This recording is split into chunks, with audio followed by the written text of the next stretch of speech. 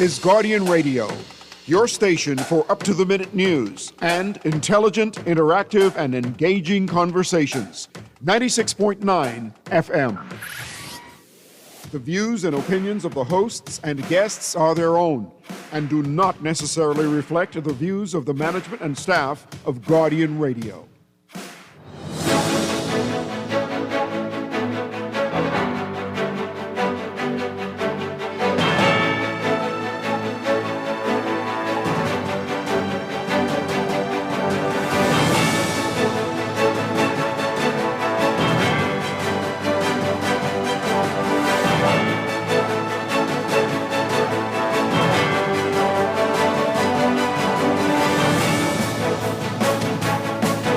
Good morning.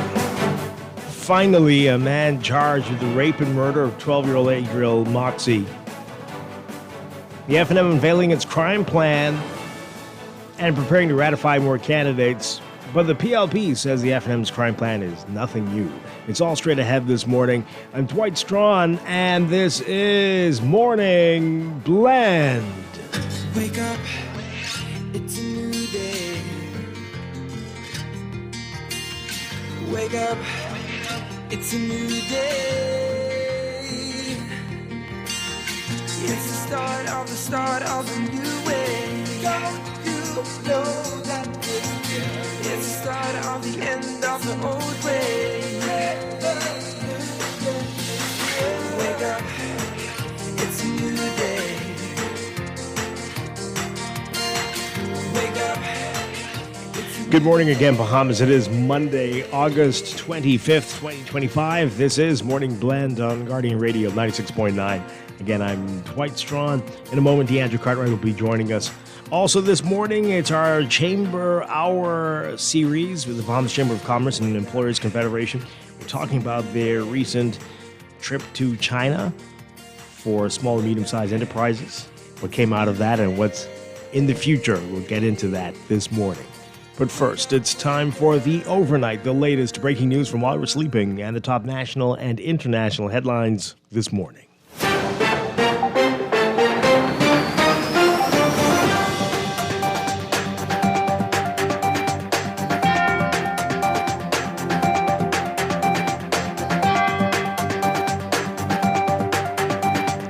In the overnight, the man accused of raping and strangling 12-year-old Adriel Moxie as she walked home in 2024, pleading not guilty to capital murder on Friday. Chris Ferguson entered the pleas at his arraignment before Chief Justice Sir Ian Winder. He's charged with forcibly taking with intent to have unlawful sexual intercourse and murder. The charges stem from Adriel's disappearance on November 18th, 2024. Adriel, a 7th grade student at Anatole Rogers High School, was walking through bushes on her way home when Ferguson allegedly raped and killed her. Adriel was found dead in bushes near her home on November 20th with a belt around her neck. Ferguson, who's on remand in the prison, has requested a court-appointed attorney. He's scheduled to appear before Justice Wilhelmina Archer-Mins on September 17th to receive a trial date. A 27-year-old man has been accused of gunning down a man outside of Superwash earlier this month. Keena Armbrister of Ida Street is charged with the August 9th fatal shooting of Sean Higgs. He made his initial appearance before Chief Magistrate Roberto Reckley on Friday. He was not required to enter a plea, and bail was denied. The matter was adjourned to November 20th. Higgs was leaving the laundromat on Nassau Street with his girlfriend when gunmen shot him as he headed to a car. Higgs, who was on bail for murder and attempted murder, died on the scene. Armbrister, represented by Brian Bastian. Charging that the Davis administration has no comprehensive plan to a deal with crime in the country, FNM leader Michael Pintard unveiled a 10-point plan he said his party would enact if elected. The plan includes hiring and retaining more police officers, restoring trust in the force, broadening community policing, modernizing the force, clearing the backlogs in the court, updating loose laws, addressing the abuse of bail, expanding rehabilitation programs for offenders and victims, and investing in crime prevention, reviving communities. Pintard says these 10 steps form a plan that he called tough, balanced, and achievable, saying they're not promises, they are actions that they will take under an F&M government to make communities safer and give young people better choices. Meanwhile, the PLP firing back at the F&M, calling their plan a recycling of ideas that are already being acted on. The party said in a statement that under the Davis administration, crime is being confronted with the most comprehensive plan in the country's history, saying the plan is not on paper and is being implemented across the country. Meanwhile, the F&M set to ratify at least 10 more candidates this week. F&M leader Pintard saying the party will unveil its new candidates on Thursday. The party unveiled its first 17 candidates in June. And back to the PLP, Robert Dupuch-Caron, president of the Tribune Media, and Sebas Bastian, CEO of Island Luck, took part in the PLP's leadership module for aspiring candidates over the weekend. The event took place on Friday and Saturday at PLP headquarters. The Nassau Guardian previously reported that Dupuch-Caron is seeking support in the Mai-Cal constituency for a nomination to run for the PLP. In July, the Tribune reported that Bastian was seeking the PLP's nomination for Fort Charlotte. PLP Chairman Fred Mitchell, though, has said that any person with ambitions to run on the PLP's ticket in the next general election must be a card-carrying member of the party and submit to the organization's rules. The Nassau Guardian has been informed that both Bastian and Dupuch-Caron are now card-carrying members of the PLP. In all, roughly 100 people attended the party's leadership module. UTEB, the Union of Tertiary Educators of the Bahamas, and their president Daniel Thompson dismissing reports that there is mounting tension between the University of the Bahamas faculty and newly appointed UB president Dr. Robert Blaine III. Blaine's appointment was controversial as some expressed discontent that he, an American, was chosen over qualified Bahamians. But Thompson telling the Nassau Guardian that he was very vocal from the faculty and union perspective that there ought to be a Bahamian appointed as president, and that he led the charge.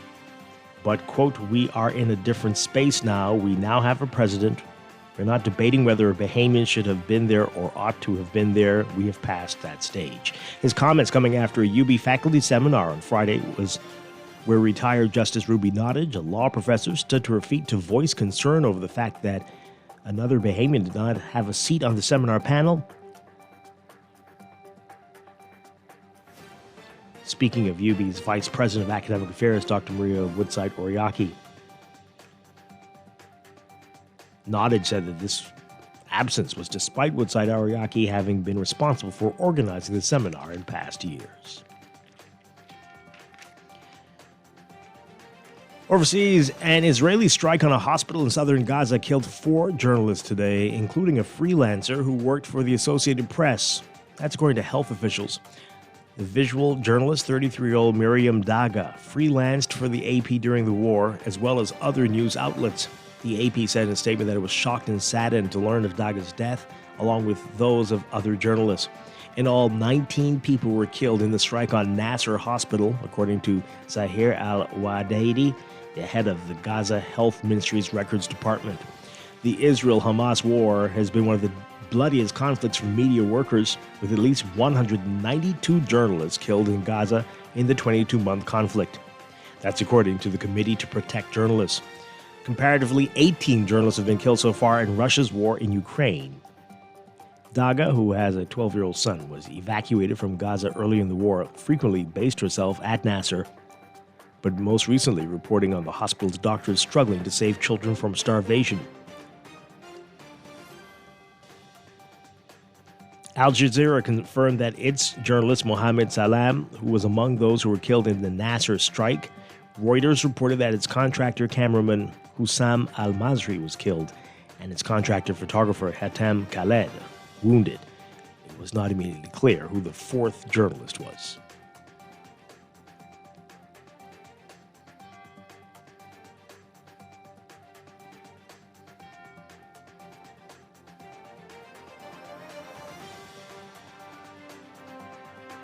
And Venezuelan opposition leaders and civil society groups saying that the government released 13 people jailed in a crackdown by the government of President Nicolas Maduro following last year's disputed elections. Venezuelan authorities did not immediately confirm the releases, but opposition leaders like Enrique Capriles celebrated on social media, calling it a step forward for those behind bars. He said 8 people were freed while 5 more were released under house arrest. It comes more than a year after the tumultuous South American nation once again erupted following July presidential elections. Electoral authorities declared Maduro victor, but refused to share key documents known as actas, evidencing the count. The results were rejected by the international community and opposition members. In its wake, street protests erupted, leaving 28 dead, 220 injured, and at least 2,000 detained, according to official figures.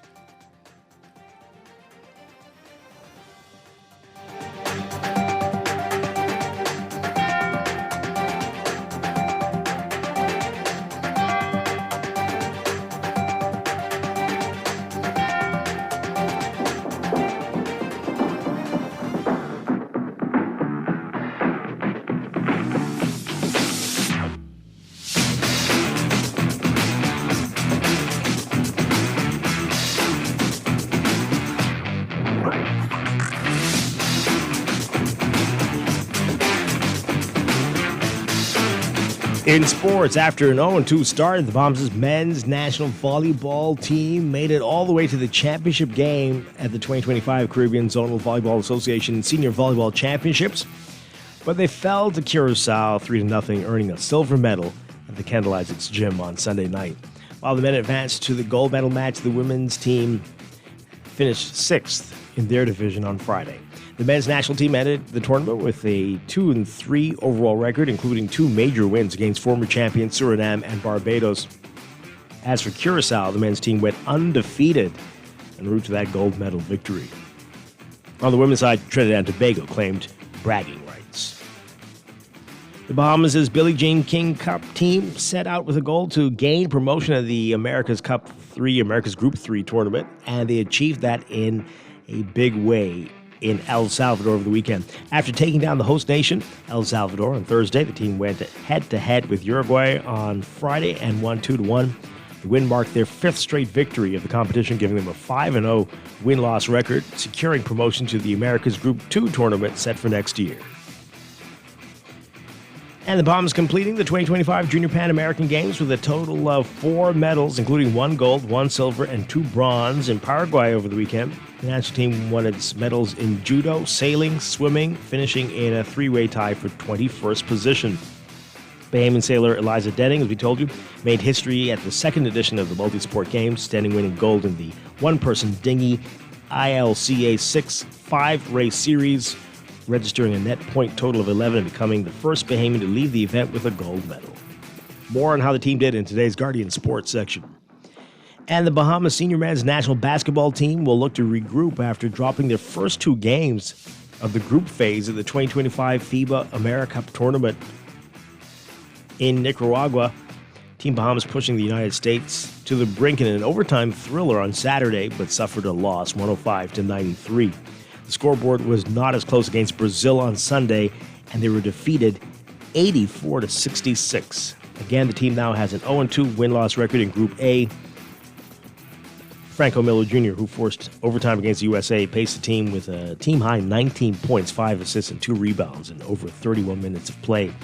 Garvin Clark added 10 points, 5 rebounds, and 2 assists, but shot just 25% from the field. More on how the rest of the team did in today's Guardian Sports section. That's sports, and that's the overnight. Time for your first look at weather.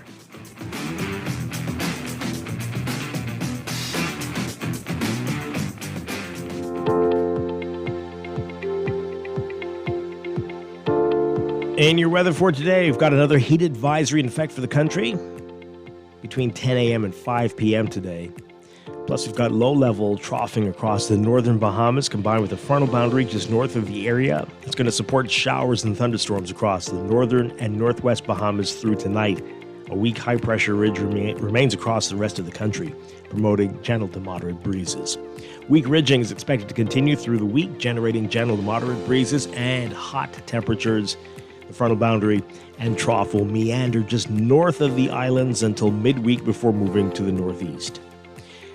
There is a moderate risk of rip currents along Atlantic coastal beaches. High to extreme UV levels are expected over the next few days, especially for the central and southeast Bahamas. And everyone's being advised to wear protective clothing, hats, sunglasses, sunscreen, and avoid the sun. Seek shaded area during peak daylight hours today. More on your forecast for today. Partly cloudy, becoming variably cloudy for the extreme northern islands. Partly sunny, fair at night for the rest of the northwest Bahamas. And mostly sunny, turning fair at night for the central and southeast Bahamas. 30% chance of showers for the extreme northern islands. Isolated thunderstorms possible as well. A 10 to 20% chance for the rest of the country. Isolated showers and thunderstorms. Winds southwest at 10 knots or less for the northern islands. Southeast at 10 to 15 knots for the central and northwest Bahamas, and easterly at 15 knots for the southeastern islands. High temperatures around 95 Fahrenheit today. 35 Celsius, but the heat index will make you feel like it's as high as 112 Fahrenheit, 44 Celsius. Wow. Overnight lows tonight getting down to a very warm 81, 82 Fahrenheit, 27, 28 Celsius. That's your first look at weather this morning. We'll have your extended outlook and a look at the tropics coming up in just a bit. This weather check brought to you by Star General Insurance Made Simple.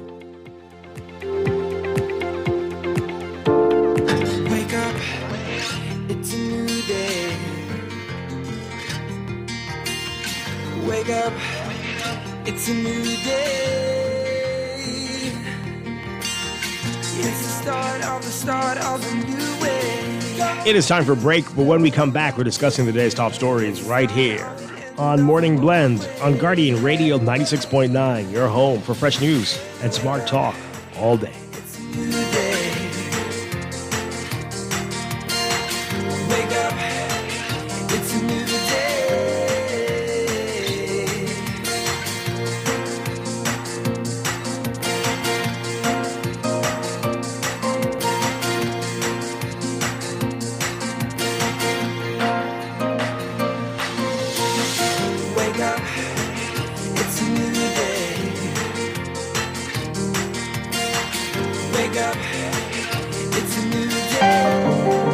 When it comes to hearts at Cleveland Clinic, you can't miss a beat.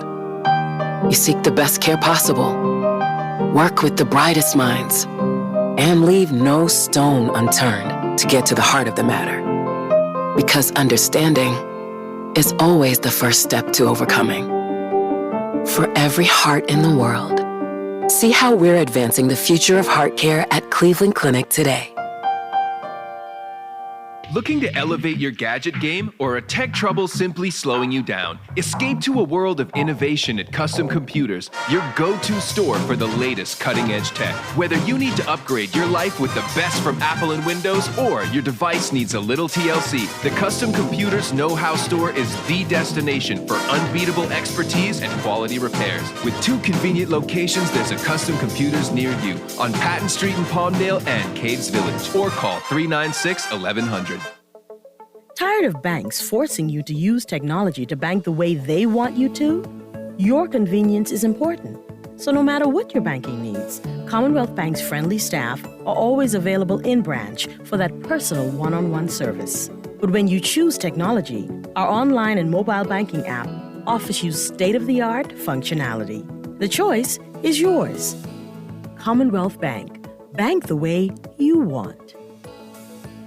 Now let me see now. 326 EPIC. Hello. This Epic Eckert battery. This Miss Beulah from round the corner. I hear you're selling tires now on Wolf Road too. Praise the Lord. It's about time. I live Fox Hill and Fire Trail. It's too far. That ain't all. They open Monday to Friday, 7 a.m. to 7 p.m. On Sunday and holiday, 8 a.m. to 4 p.m. My brother Sam, he's a hacker, and he could go right there and get fixed up. Call us at 326 EPIC. We ship also to the Family Island. Parents, are you still deciding which school is the best fit for your child? Or are you looking for a new school where your child will truly excel in academics, leadership, and skills development? At Capron International Academy, we unlock brilliance through academics and unique programs. At Capron, our slogan is clear: excellence with without excuse. Our small, powerful school prepares students for global changes driven by technology, digital literacy, and artificial intelligence. At Akapran, your child will surely find their passion, profession, and their purpose. We offer classes in all GLAT, BJC, and BGCSE subjects. We empower students to excel, not just in school, but in life through our courses that includes aviation, STEM, robotics, cosmetology, technology, culinary, dance, and graphic design. We shape scholars into leaders who are ready to embrace new jobs and careers of the 21st century. Enroll your child today and let us support their educational journey. Call us at 826-3589 or 324-9212. Akapran International Academy, building student leaders to become global citizens. Southwest Plaza has so many stores, I've been trying to find a sensible way to list them all. There's CBS Bahamas, the Ashai Institute, BENC Snack World, Bamboo Shack Bahamas, there the Athlete's Foot and BTC, Games and More, John Bull Fine Threads, Alive, Bahari, Dairy Queen, 700 Wines and Spirits, Sandy's, Clarkson, Island Luck, Starbucks and Lowe's Pharmacy, plus Marco's Pizza and Lorraine. Southwest Plaza, what a wide array of stores. Southwest Plaza, stop by today and explore.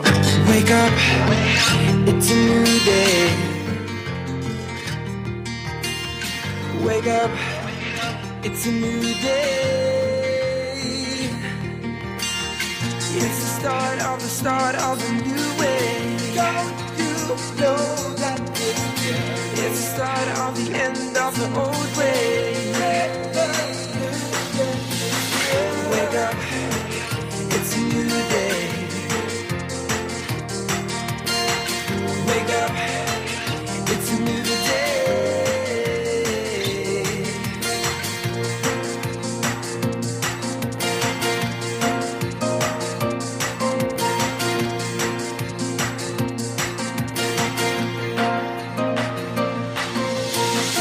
Wake up, it's a new day. We are back with Morning Blend on Guardian Radio 96.9. We're streaming live on GuardianTalkRadio.com and on the Guardian Radio app for smart devices.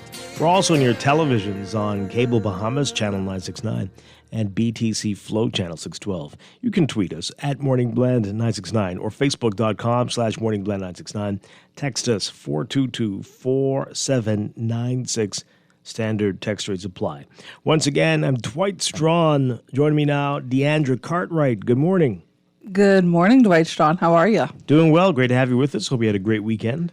You know, it was lovely. Short, but lovely. It felt shorter than usual, right? I know.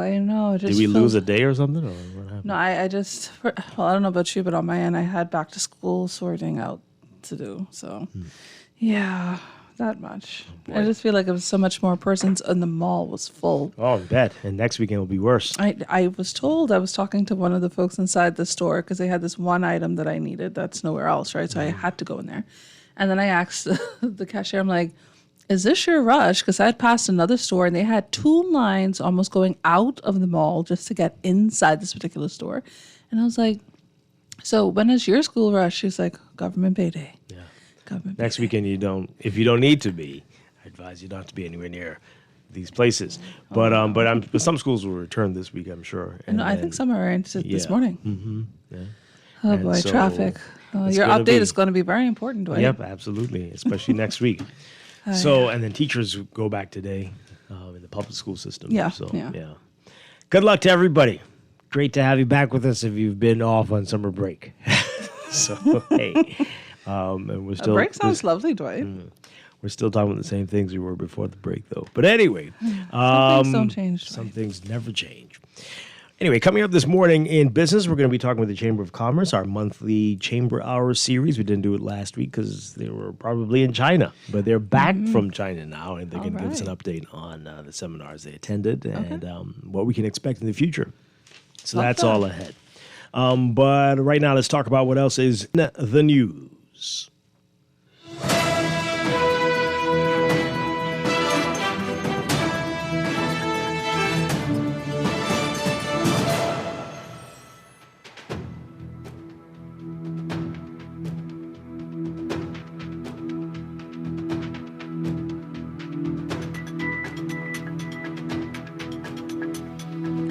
And in the news, this was a long time coming, right? Someone has finally been charged with the murder and rape of 12-year-old Adriel Moxie. Remember that situation? Our Artesia Davis writing about this. So the man accused of raping and strangling 12-year-old Adriel Moxie as she walked home in 2024 pleaded not guilty to capital murder on Friday. Chris Ferguson entered the pleas at his arraignment before Chief Justice Sir Ian Winder. He's charged with forcibly taking with intent to have unlawful sexual intercourse, and murder. The charges stem from Adriel's disappearance on November 18th, 2024. Adriel, a 7th grade student at Anatole Rogers High School, was walking through bushes on her way home when Ferguson allegedly raped and killed her. Adriel was found dead in bushes near her home on November 20th with a belt around her neck. Ferguson, who's on remand at the prison, has requested a court-appointed attorney. He's scheduled to appear before Justice Wilhelmina Archer Mins on September 17th to receive a trial date. So we note this length of time. We hope that means they have everything, the DNA evidence, whatever they need to prove this is the right person. I was just counting. November, December, January, February, March, April, May, June, July, August, 9 months.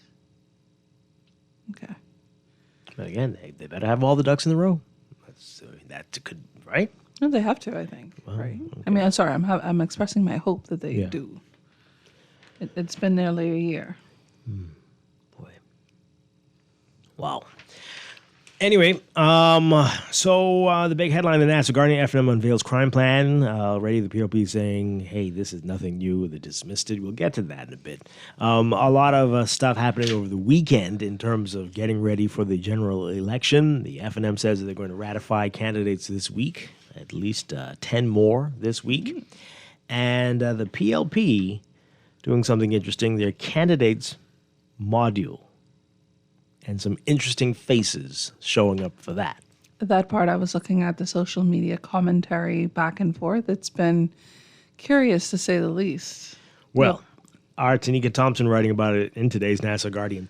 Robert DePuge-Caron, president of the Tribune Media Group, and Sebastian, CEO of Island Luck, took part in the PLP's leadership module as aspiring candidates over the weekend. The event took place on Friday and Saturday at PLP headquarters. The Nassau Guardian previously reported that DePuge-Caron is seeking support in the Mycal constituency for a nomination to run for PLP. In July, the Tribune reported that Bastien was seeking the PLP's nomination in Fort Charlotte. Bastien later said he had not decided whether he would run, but was considering it. So since then, PLP Chairman Fred Mitchell said that any person with ambitions to run on the PLP's ticket in the next general election must be a card-carrying member of the party and submit to the organization's rules. The Nassau Guardian has been informed that both Bastien and DePuge-Caron are now card-carrying members of the PLP. Huh is right. In all, roughly 100 people attended the party's leadership module. The Guardian also understands that attorney Owen Wells and Charles Seeley, the former CEO of Doctors Hospital, attended the module. Okay. You want? Let me read the story, then you could give your comments. How about that? Yes. Okay. You're Go itching ahead. to say yes. lots. Go ahead. Go ahead. Two sources confirmed that the PLP will have its candidates ratified before November. Prime Minister Philip Davis addressed attendees of the module on Saturday night and urged them not to be focused on receiving titles or cabinet positions. That sounds like a threat. But to instead remain committed to the values of the organization and the people they serve. He said, quote, to every PLP hopeful, don't build your brand, build bridges. To every leader entrusted with authority now, ask yourself today, who did I get back to this week? Who did I get back to this week? Did I keep my word? Did I serve or did I perform? Did I show up when it mattered? Because when the titles fade, when the seats are gone, when the crowd moves on, What will remain is the trust you either kept or betrayed. Wow, that's some powerful stuff there, Prime Minister. Very powerful. I need to frame this. That sounds like that came from a deep place of emotion. It's very important for everybody, not just politicians. Everybody needs to keep that in mind. Well. Okay, interesting stuff. You want to say your thing now, or can I read one more thing before you say it? Go read one more thing. Go read. So now this is usually we don't get into this stuff, but I have to just mention this. The other paper, the Tribune, which is with the aspiring with candidate. aspiring, right, because that's what you got to be now to be a politician, a media person apparently. Or media boss. No. Media you become boss? an appointee technocrat to be a former media person. Right? Say it again. You be what? A former you are a media person? Well, there's two paths. Right. So you could be a media boss and be skyrocketed into positions. Or you could be a media person and become is it a technocrat or a mouthpiece? And then you become a politician. Yeah, but I feel like the balance between the two is very severe. Technocrat, what? I mean, that means you look at the majority of your colleagues who were appointed during this administration. Are any of them actually inside any position of power? So I wouldn't call them technocrats, though. I mean, that's what they were hired as. Not to say that they can do the job. I mean, I'm not disputing the fact that y'all possibly could do the job, but it shouldn't be a blanket statement that you can. Okay. Well, so the other paper's reporting, this is wild. ZNS General Manager Clint Watson is eyeing the PLP's nomination for Southern Shores. Right, so that was a point that I Tribune had, because that was one of the commentaries I was reading online. Mr. Watson was among several hopefuls who attended the PLP's aspirants module over the weekend. What? Who else was there? Everybody but you and me. Let me know who was there. Everybody but you and me. Mr. Producer, were you at the module? No, just the three of us. Okay. So we weren't there. We weren't there. Also present, again, as the Guardian reported, Island Luck owner Sebastian, who is interested in Fort Charlotte. Bahamian Aviation, Climate, and Severe Weather. No, wait. Oh, yeah, that's Robert Carr. Bahamian Aviation, Climate, and Severe Weather Networks Limited founder, that's a long title, Robert DePuch-Caron, who is eyeing MyCal. Nice that they put him second in their own paper. That's cool. That's cute. Not as in the heir to the Tribune. The person they're calling the full name. That's a new thing. Right. Mm-hmm. So, but not the affiliation with the Tribune. Well. Right. Okay. So you mean that's how you do it over there? Right. No, let's not watch them too closely. No. That's the competitor. But that's what you do. You know, you don't want anyone. You wouldn't say our boss. You wouldn't put that in there.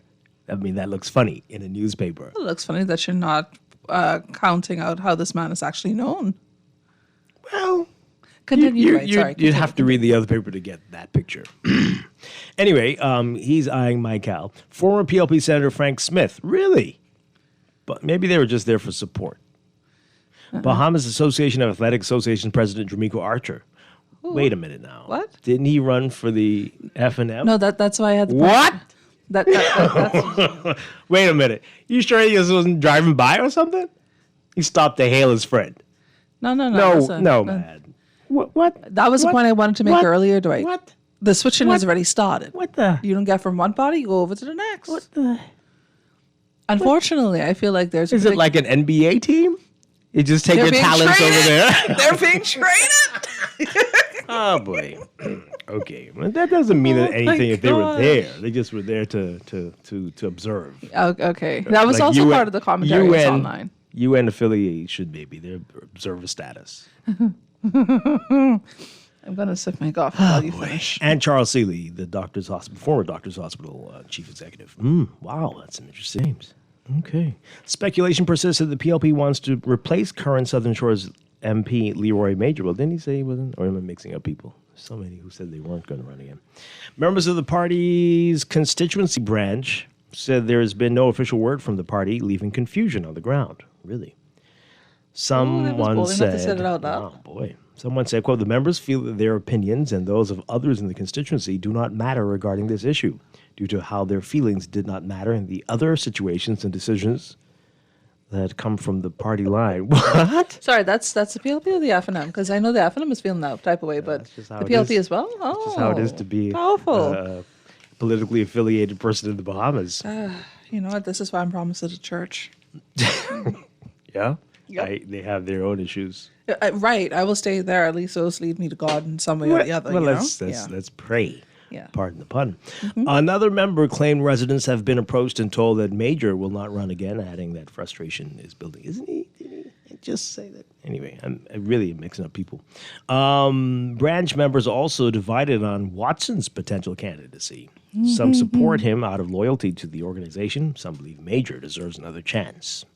I mean, that's in any organization when these things come up. It's nothing new. Several members criticized what they described as the PLP's method of keeping quiet on renominations, saying, quote, they want you to suffer in silence so they ain't never say nothing publicly to cause a public outrage. Because if you was to come out and publicly say, all right, we are not running Major no more, then you have to be accountable for your action. People are going to ask you, well, why? Clint Watson could not be reached for comment, according to the Tribune. Wow. So you don't, your political party with whom you are affiliated, because you are a member of the constituency, you're a branch member, right? You can't hold your political party accountable. I'm going to start keeping score as to like how we are just losing certain values here. Because if you, again, card carrying member, as we understand from the party chairman for the PLP, that means something, right? But if you can't question, if you can't hold your folks, your leadership accountable, what could you do then? This is indicative of a very serious issue. Really? Yes. Hasn't it always But been then like this? again, it's also on the F&M side. I mean, that's just how it is. This is just how it is in politics, right? And politics as a whole, or just our politics? Our politics, but some would say on the whole, but especially here, where the people don't really have a say in many things, not at all. But Why should they? The leadership is making the decisions for them. Obviously anointed. I mean, did that not quote me for the story that the Guardian wrote, for the Prime Minister's quote? You want me to read We're it again? not looking for position. Like the Prime Minister's telling aspirants, don't look for a position. Don't build your brand. No, Build that's another bridges. point. That was another point. To every leader entrusted with authority now, ask yourself today, what did I get back to Who did I get back to this week? This part you mean, right? No. The No, break not that before part? that was something about don't look for a cabinet position. Don't look for something else. Yes. Okay. All right. Right. And then we got to the don't worry about a brand, but build a bridge. And I feel like that is a shot. Like he was taking a shot at some of them. Who are brands. Who are brands, who have brands, who represent an entire brand in terms of the other Many of newspaper. them. That's Both one. media Then- bosses. Right. So Well, I'm like, 3 media bosses. so then with the expectation that their brands no longer exist, are they going to be expected to sell those? We already know that if you are affiliated with the gaming industry, you can't have a cabinet position, although they are trying to change these things. This is powerful. Like, again, when you hear the leader of your party saying that, who is also the prime minister, you can't aspire to a position. You need to lose your brand. So you're losing your identity because you're being Didn't assimilated say into... lose your brand. It says Just no brand. Don't build it. It's, Right, It's so- bigger than your brand. Okay, The so work is bigger than your brand. in order for a brand to stay successful, it must continue to be built. I mean, you can leave and the brand will is what continue. I'm sa- If you laid a good foundation, everything should be okay. Okay. This Okay, will but be for a some good persons, test. they're the face of their brand. Oh, well. You got Hey, for pick a one, team. you don't hardly see that face. Pick On a the other team. side, you always see that face. Pick a team. Well, that's what the prime minister's saying. Pick his team. Yeah. Well, And you better pick his team, because if you don't pick that team, then you're not going to get chosen. But also, don't look for a position. it's several hundred people trying to get in. Not everybody can get a position. But I'm pretty sure this is not the first one, right? I think, didn't they have another one? Or no, it went in parts. Like it was, I'm pretty sure it was a series, right? Because they already did another part. Because I recall reading about that. They had some other things, some Right. training stuff. But this is, I don't know what this is and how this compares to the other stuff. We're not really. Yeah, I could have don't sworn care it too was much like in either, parts. but- So maybe I'm wrong. Of course, I don't follow it that closely, but I'm pretty sure it was. And then some of the persons participating, literally, quote unquote, and like screenshot comments online say they have no intention of running again. They just want to, running again or running at all. They just wanted to be present. Mm-hmm. And I was like, okay, Sure. right. Sure. But if asked, But I'm this sure is it'd be a this different is the story. thing. Yeah. But some of them already know that they're not going to get a position, so they're not going to get the nomination. Or even if they get the nomination, they're going to lose. They already know this. Okay, let's hear from you all. Can't wait to hear from you. Let's get your reaction to all of this, all these interesting names that we're hearing. What's going on here? Back to the names, Dwight. Mm-hmm. So I'm pretty sure. Wasn't Celia affiliated with the FNM at one point? I'm not sure. Pretty sure. Like it was like kind of not like direct, but not overt. I'm not sure. But well, 323-6232, 325-4316. 325-4259. Call us toll free, 242-300-5720. Tweet us, Facebook us, text us, 422-4796. Getting some interesting text messages. We'll get to those in just a bit. Let's take this call, though. Good morning, caller. You're on the air. Good morning. Good morning to you, sir, and your co-host, your guest. Hi, good morning. Morning. Good morning. Pleasant day to you, sir. First of all, please, I'd like to report to the station manager, that's yourself, about a little bit of false advertising regarding Morning Blend 6 to 9. Well, no, it's actually 6:30 to 10. All right. But yeah, let's take this call. Good morning, caller. You're on the air. Hi, good morning. Are you there? Call us back, 323-6232, 325-4316, 325-4259. Tweet us, Facebook us, text us, 422-4796. This person says here, these corrupt PLPs don't like the real Bahamians. What now? They love all the force. What's happening? Where's this coming from? What is this? Huh? Oh, come on, guys. What's going on? Talking about the hospitals, kitchens. Okay. I don't know where this is. Oh, is that related to what we're talking about at all? I don't know. The hospital has been in a state for a while. But okay. This person says, imagine both men lowering their status to be $28,000 per year MP salary. Man, listen, they was trying to raise that salary, you know. They're trying to raise the salary. They can continue to try to raise the salary, and they're getting some perks. Wait, no, but then they also told they can't get a position, so they can't add to that. So, yeah. Doesn't mean necessarily them. Doesn't mean that. Okay. Right. Doesn't necessarily mean them. Just letting people know, don't expect something. You might. That's what it is. And you might not. Okay. This texture says here, the Prime Minister's words are Chat GPT's best work. That's not nice. No, man. No, I'm being very mean today. He has several speechwriters. They work very hard on that. Right. That might have come from him, too. Over 100 Strumpus gigas applied. Wow. Yo, do not insult the conch like that. Oh, boy. So the GM of ZNS, the People Station, can be unbiased on our news station, meanwhile run for office? In Anything is Dwight's voice? possible? What?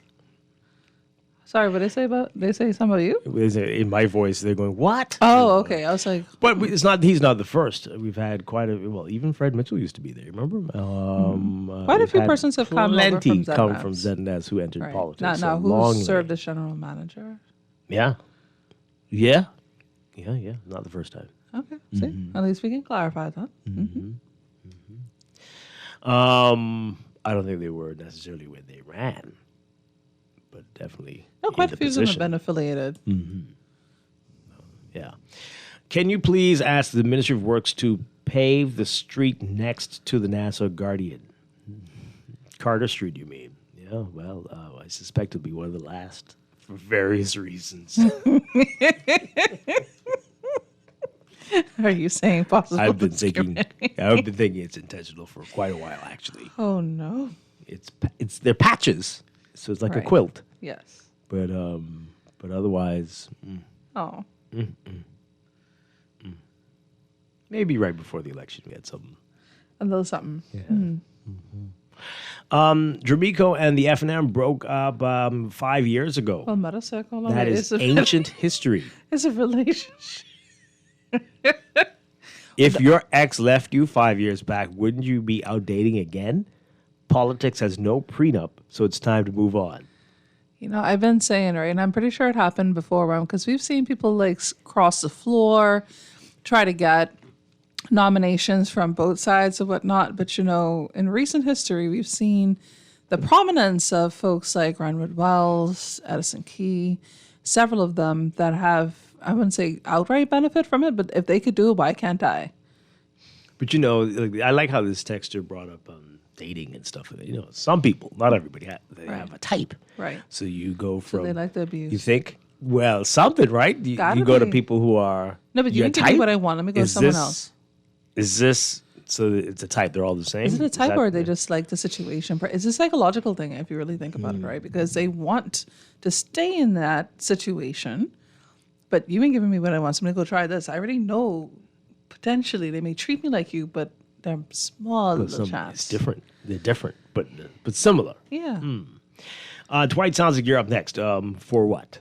For what? To join the NBA? That's much more likely than me getting involved in this madness. As the Prime Minister said, you said that don't look for a position, Dwight. You can't build your brand even more because you have to build your bridges. Mm-hmm. Didn't do any architecture work, so I can't do that either. This is they're quoting Seeley from The Color Purple.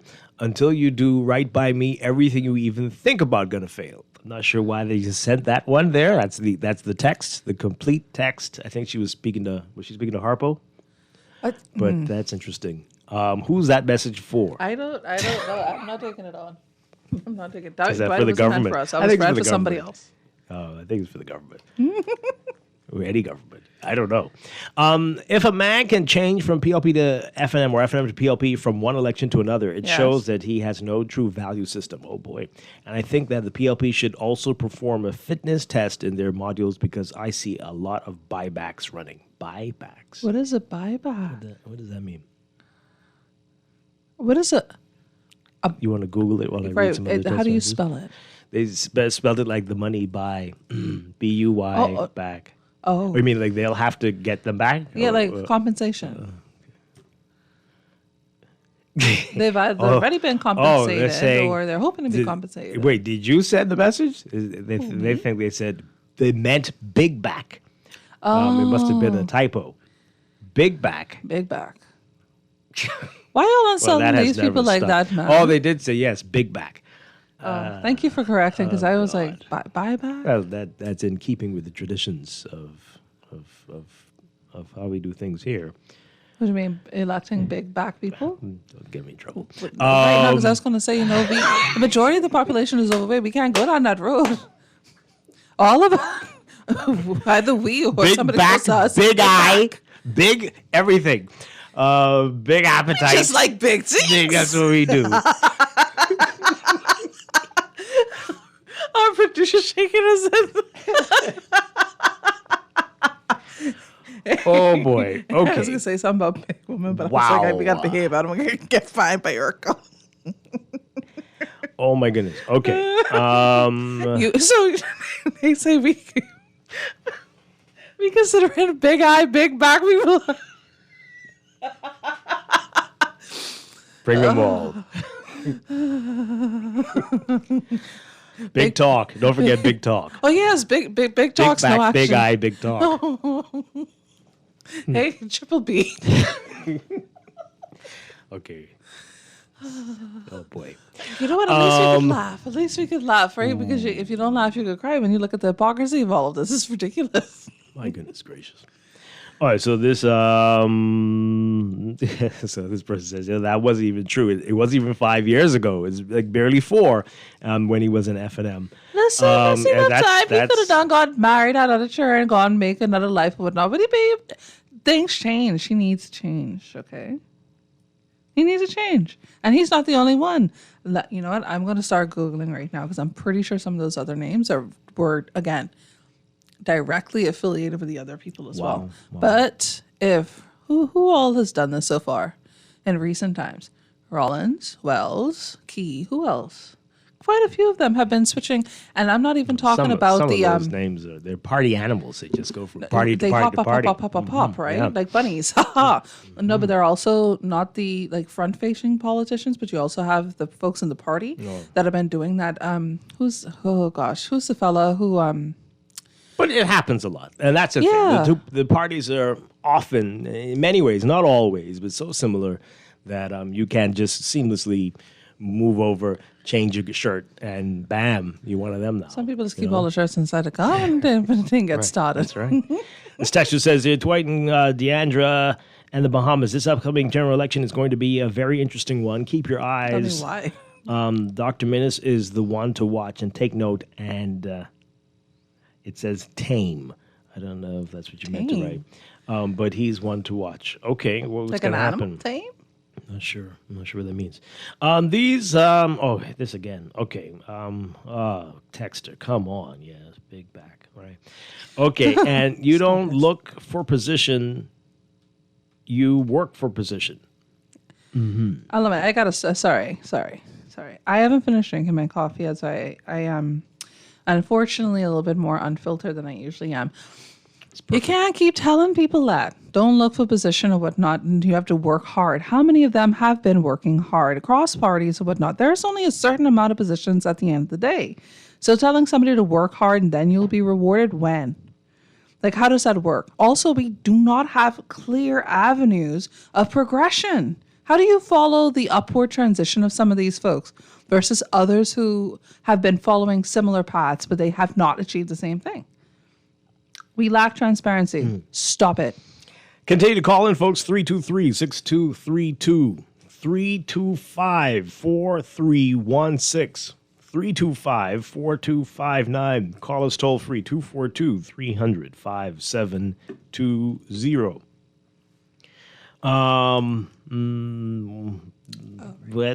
What does that even mean? Okay. Let's take another call. Good morning, caller. You're live on the air. Good morning. Turn on your radio for us, please. Oh boy. Get over it. What? What did he say? Get over it? What? Get over what? Get over what, though? Listen, we have no horses in the race, you know. We're just watching it and finding it very curious. New? Are you sure? Oh. You said new horses? No. I have no horses. Oh, no. I think you said you have new ones. Oh, No. I've always been neutral. Always. Despite what some of y'all think. 323-6232. 325-4316. 325-4259. All right, so that's interesting. When we get back after the news, we're going to get into what the FNM is saying about their crime plan and what the PLP is saying about the crime plan as well, and want to get more of your reaction to this stuff about the candidates. I mean, it doesn't mean that anything's going to happen, doesn't mean that any of these folks will get a nomination, but it is interesting to see who comes forward, who puts himself forward. I would love to see a list of the participants so we could start estimating, like, maybe, yes, no. Is the list public? I doubt it. But hey. And so people texting all the people who switched parties before. Oh, yes, please send those. No, you don't want to see that. You don't want to. What will it prove? It prove your worst fears that party hopping. that there's nothing of major significance that is different between the organizations. And what does that mean for us as we continue on our path of development, right? What does that mean? Anyway, we're going to go to the news. Morning Blend brought to you in part by CFAL. Register now for the CFAL Pension and Economic Conference, October 16th at the Bahamar Convention Center under the theme Resilience in the Face of Global Uncertainty. This half-day event offers expert insights on navigating today's shifting economy. Visit cfal.com for more information. We'll be back. Stay with us. And if you in a hurry to get somewhere, let me tell you, man, you out of luck. But crime and violence out of hand, policemen doing everything they can. Yeah, Nassau's become such a funky town since Ting and Ting been going round.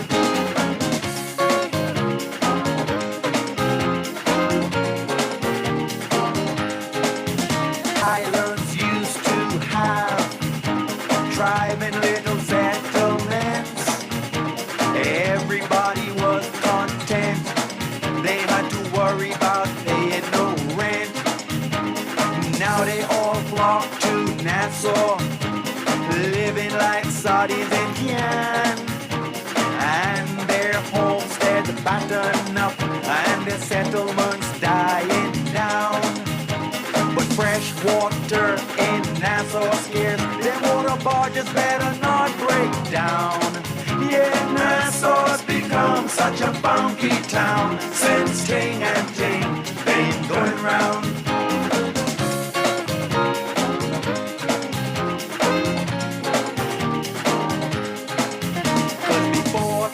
Picky head was picky head. Now they got extensions. Before time gals dressed with modesty. Now they shout in run come see. Our young men used to be the finest dressed in any land, with clean suits and clean shoes, and them greasy crimps brushed right down. Now they This is Guardian Radio 96.9 FM, streaming on GuardianTalkRadio.com and the Guardian Radio app, Nassau, Bahamas.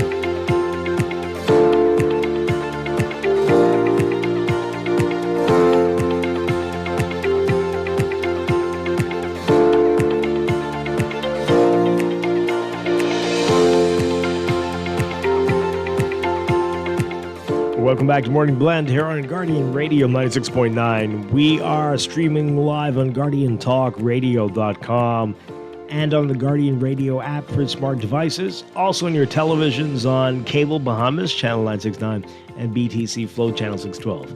You can tweet us at Morning Blend 969 or Facebook.com/MorningBlend969. Text us 422-4796, standard text rate supply. And now, day 25, time for another check of your weather for today, brought to you by Sherwin-Williams Paints. So we've got a heat advisory in effect for the Bahamas again today. It's between 10 a.m. and 5 p.m. Another very hot day in store for us.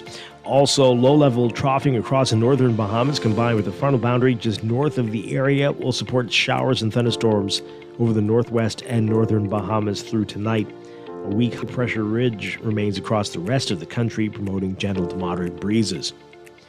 So that weak ridging is expected to continue through the week and generating more of these breezes and hot temperatures. And the frontal boundary and trough will meander just north of the islands until midweek before moving towards the northeast. There is a moderate risk of rip currents along Atlantic coastal beaches. High to extreme UV levels are expected over the next few days, especially in the central and southeast Bahamas. So everyone's being advised to protect yourselves, hydrate, wear protective clothing, sunglasses, sunscreen, and seek shaded areas during peak daylight hours. For today, forecast for the northern and northwest Bahamas, well, the northern islands, partly cloudy, becoming variably cloudy with a 30% chance of scattered showers and isolated thunderstorms today. For the rest of the northwest Bahamas, partly sunny, turning fair at night with a 20% chance of isolated showers and thunderstorms. For the central and southeast Bahamas, mostly sunny, turning fair tonight with a 10 to 20% chance of isolated showers or thunderstorms. We're looking at high temperatures around 94, 95 Fahrenheit, 35 Celsius, but the heat index will make it feel like it's 112 Fahrenheit, 44 Celsius. Overnight lows tonight getting down to about 81, 82 Fahrenheit, 27, 28 Celsius. In your extended outlook for Tuesday, partly sunny, turning fair at night for most areas, a 10 to 20% chance of showers. By Wednesday, partly cloudy for the northern and northwest Bahamas, partly sunny and variably cloudy at night in the central and southeast Bahamas. 20 to 30% chance of showers for the northern and northwest Bahamas.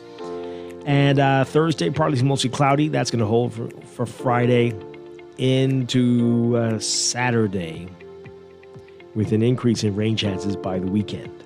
In the tropics, we are watching a couple of areas. We've got an area east of the Windward Islands. Showers and thunderstorms associated with the tropical wave over this area have decreased over the past 24 hours.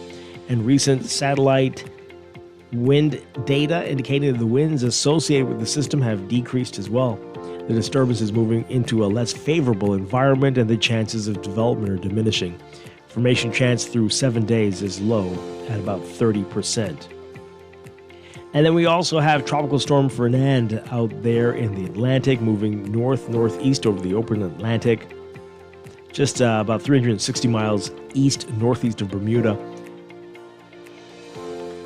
On the forecast track, Fernand should move across open waters of the subtropical central Atlantic and east of the northeast of Bermuda and become post-tropical by Wednesday. So that's good news there. That's your morning blend weather check, brought to you by Sherwin-Williams. Looking to paint? Well, your local Sherwin-Williams store has top quality paints, expert advice, and everyday discounts to help you save only at Sherwin-Williams.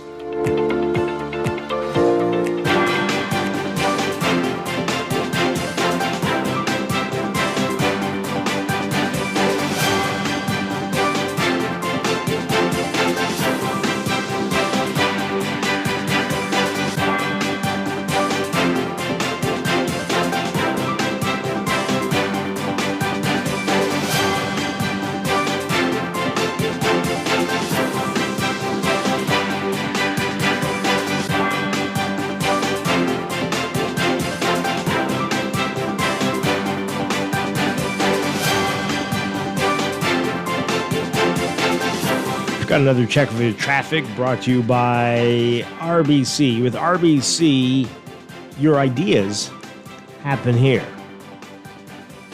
In real-time traffic right now, we are seeing some heavy traffic, slow-moving traffic on Prince Charles Drive heading into Robinson Road. So at the major intersections, you're going to see that for you, mainly westbound at this hour, especially west of the Soldier Road intersection into Robinson Road. And then we've got Blue Hill Road looking busy for you as well, with some slow-moving northbound traffic just north of Carmichael, especially north of Soldier Road on the way to Independence Drive. Independence Drive, both directions, slow-moving traffic, but manageable there. A bit of congestion for you on Mile Butler Highway, northbound heading towards Tawny Williams-Darling Highway, and Tawny Williams-Darling Highway backed up a bit as well westbound at this hour. And we've got something else happening on Mile Butler Highway, closer to the Fire Trail roundabout, just north of that area. Some stalled traffic there, might be something going on, so keep that in mind if you're getting onto Mile Butler Highway from Fire Trail, and that's causing some traffic to be delayed at Fire Trail as well. You might want to try the alternate routes if you can, like Gladstone Road or even Blue Hill if you can get down there. That's your real-time traffic and your morning blend traffic alert. Also brought to you by NUA Insurance Agents and Brokers. Whether you prefer face-to-face chat or handling things online, they've got you covered. Visit nuainsurance.com for an instant motor quote or stop by your nearest branch today.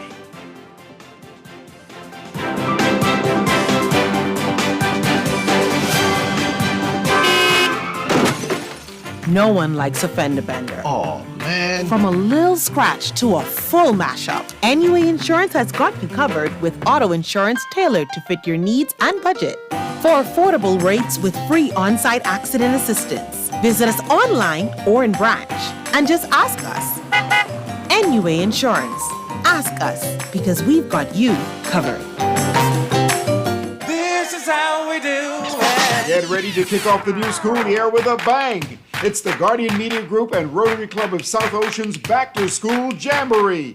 Friday, August 29th in the parking lot of the Nassau Guardian in Oakesville, 11 a.m. to 3 p.m. Join us for a day of fun, games, and back-to-school excitement. We've got something for everyone, from bouncing castles and face painting to health screenings, hair grooming, and giveaways. Meet some of your favorite local businesses and get ready for the new school year with all the essentials. We'll have school supply vendors and local eateries with delicious treats. Don't miss out on the fun. The Guardian Media Group and Rotary Club of South Ocean's Back to School Jamboree. Friday, August 29th at the Nassau Guardians parking lot, 11 a.m. to 3 p.m.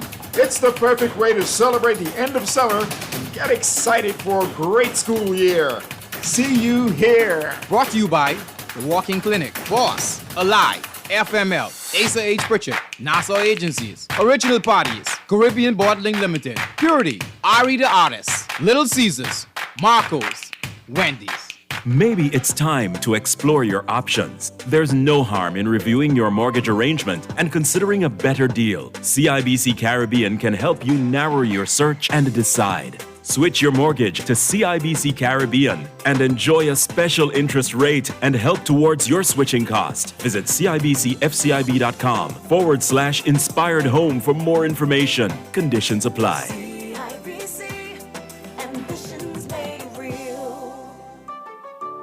Maybe it's time to explore your options. There's no harm in reviewing your mortgage arrangement and considering a better deal. CIBC Caribbean can help you narrow your search and decide. Switch your mortgage to CIBC Caribbean and enjoy a special interest rate and help towards your switching cost. Visit CIBCFCIB.com/inspired home for more information. Conditions apply.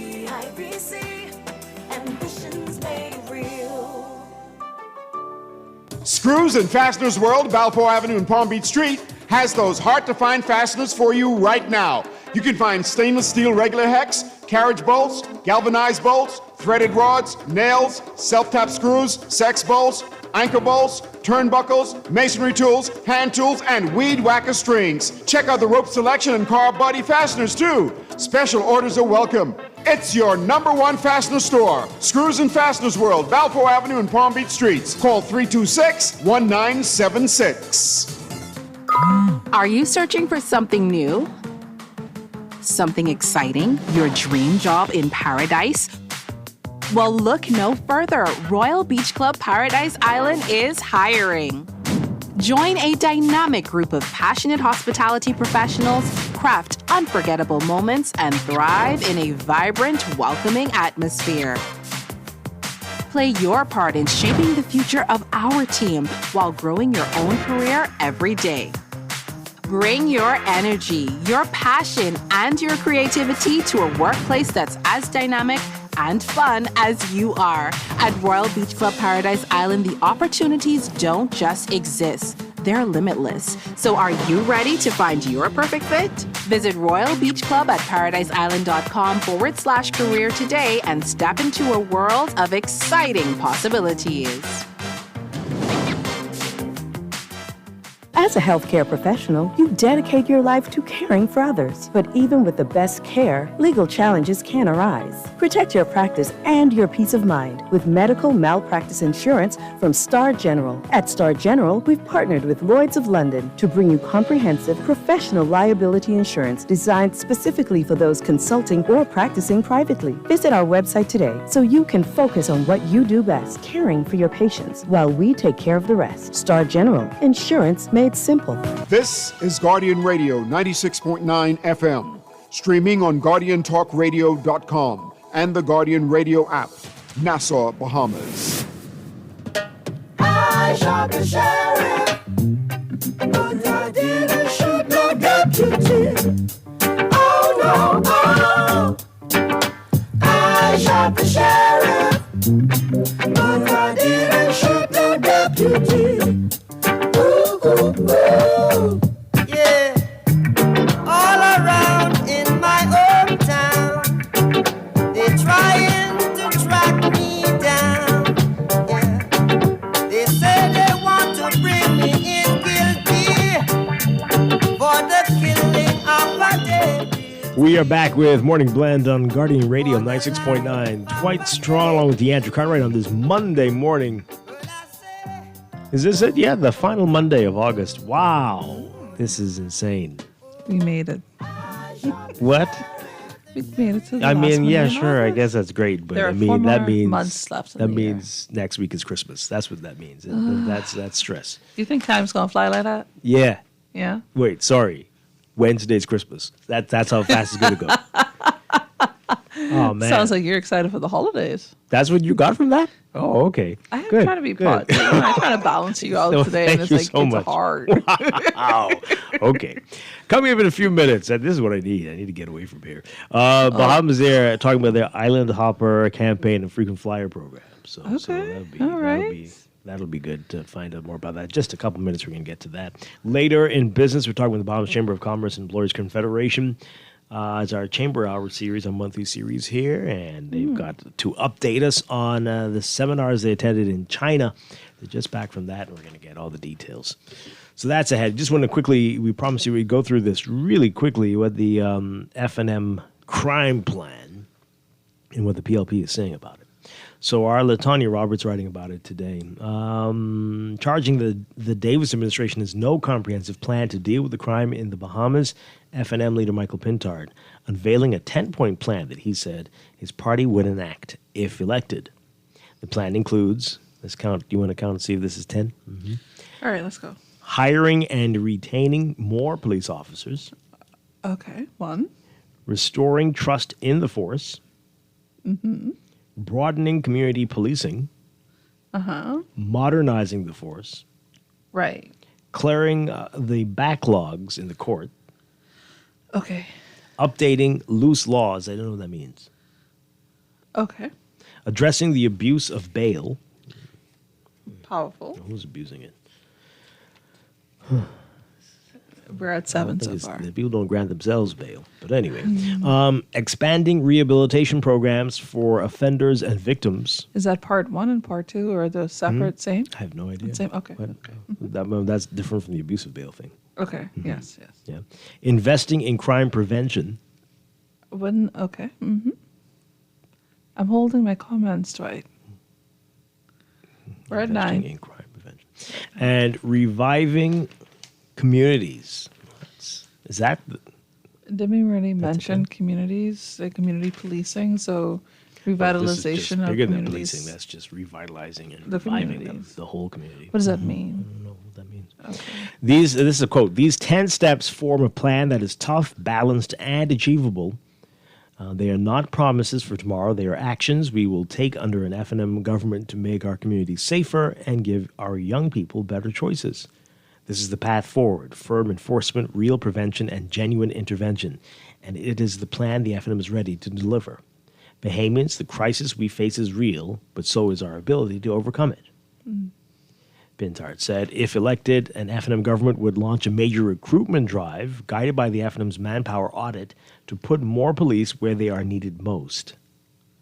They'll strengthen independent oversight and amend and enforce the Independent Commission of Investigations Act to root out corruption and serious misconduct in law enforcement while protecting good officers from malicious complaints.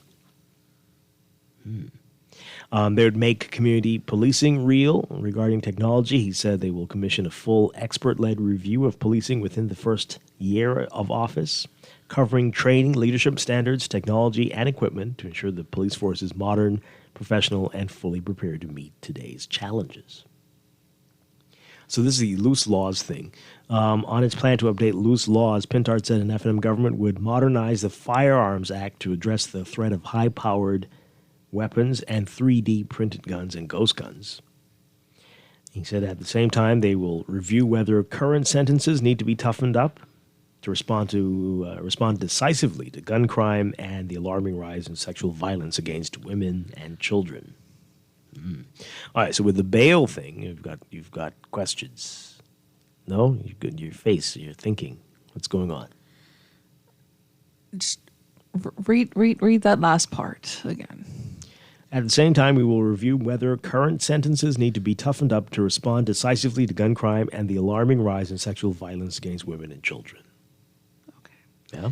So it's dealing with those things on the back end or the front end.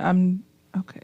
But that's specifically for the punishment of a crime, right? Mm-hmm. So we're not talking about sensitizing persons, re-educating persons before they commit. Well, he did say crime prevention. But he pulled those two crimes out. Well, people have been criticizing some of the sentences and because they're saying too lenient. If people knew they would get serious jail time, that they wouldn't even think. But the max often is minuscule. Right? And then we love concurrent sentencing as well. Mm. So that completely, some people are prepared to do the time, it seems. Mm-hmm. Yeah.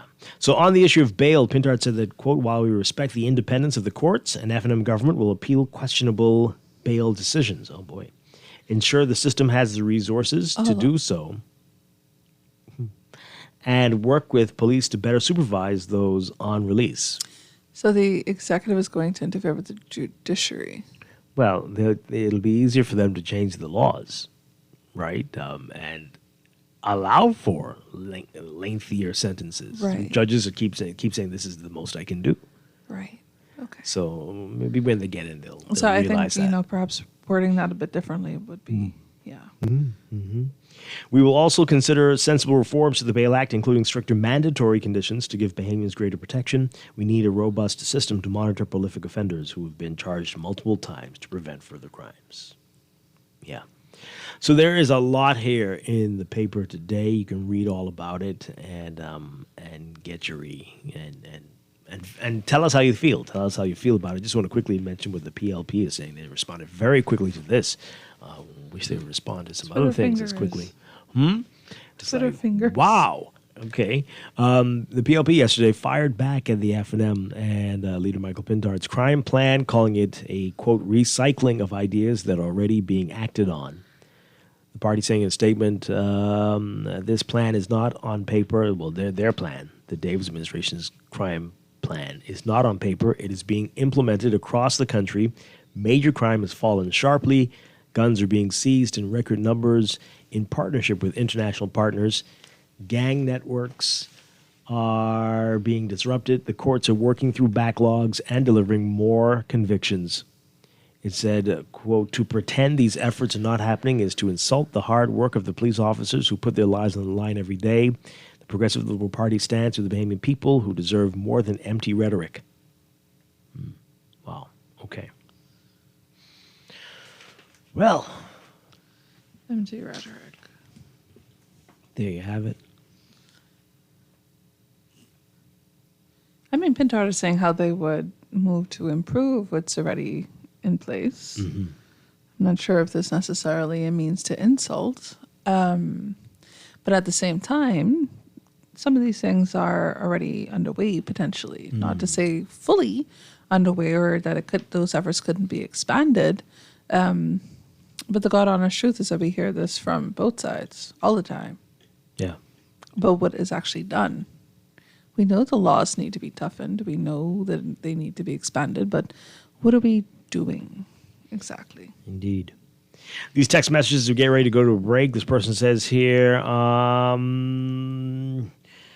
this upcoming general election is shaping up to be a very interesting one. For some reason, though, I believe that you said this already. Did you not hear us read this? This person is this Dr. Minnis sending us this text?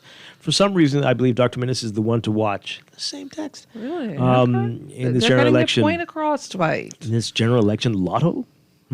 Lotto. So keep the telescope in his direction for a while, and time will indeed reveal the outcome of the grand election lotto. What is happening? Lotto. It says now lotto. What are we? Are we missing something, Dwight? Twice I feel they've like we're sent missing this. something. I mean, We're missing something clearly. Dr. Minnis, please. This person says, did Pintard mention anything to protect young men and boys from dying in our streets? Because he surely mentioned women and girls as if they're special. What is wrong with you? You know what that is. Come on, man.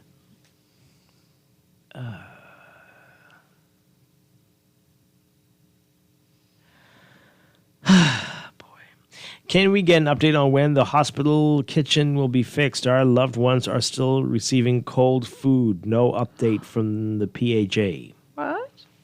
They're saying that the food has to be transported there. Wow. Okay. So yeah, you're well, we'll completing try to get an update. You're completing surgery or whatever you may have going on, and you're not getting hot food. You're not getting food. It's prepared Offsite. premises. And Why? Because And the why kitchen so hasn't long? been operable for some time, apparently. And is this acceptable? Okay. I don't know if it's acceptable, but it's Oh happening. no, because we're building a new hospital. That's why. Why fix it? No, I don't think that's it. No, that's not it? Okay. It's just, don't know why, but that can't be it. That can't be it. But we got to take a break. This is Morning Blend on Guardian Radio 96.9. Stay with us. Oh, they grow. And so.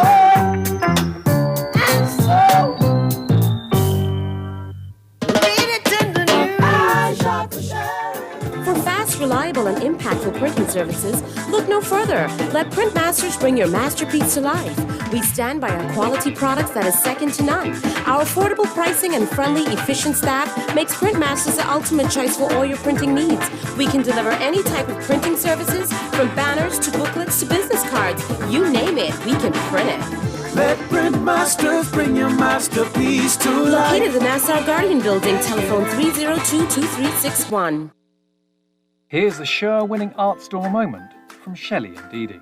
We're the only full art store in the Bahamas. If we don't have it, we make a list, and trust me, our boss can get that. If you need that, he can get that. You can find sketchbooks, acrylics, the canvases in all sizes, stencils. We have the Angelus that they use on shoes and letters. We're the only persons in Nassau that carries the Montana spray. We have the Krylon sprays, watercolor and paints, the oil, chalk paints, the alcohol paint, metallic paints, the little Floetrol, and we have cleaning products for the artists, thinning products for the artists, and Crayola colors, and glitters, pencils, the Posca markers, and pastels, oil, and the acrylic pastels, dyes. Oh yeah, we also have airbrush paint. I didn't forget that part of the movie. Gift sets, hobby craft, Oil shrimp, clays. stew shrimp, shrimp gumbo. But art supplies.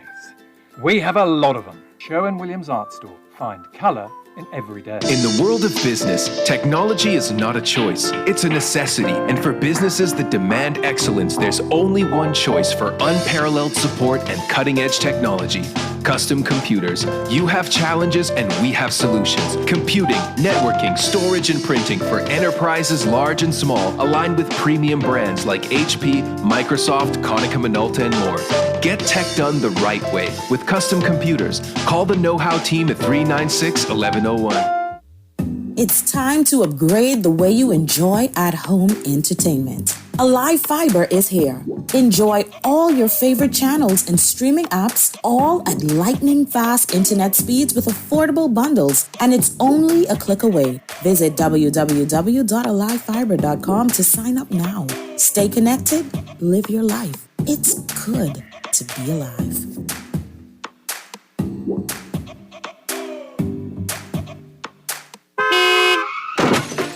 No one likes a fender bender. Oh, man. From a little scratch to a full mashup, NUA Insurance has got you covered with auto insurance tailored to fit your needs and budget. For affordable rates with free on-site accident assistance, visit us online or in branch and just ask us. NUA Insurance. Ask us, because we've got you covered.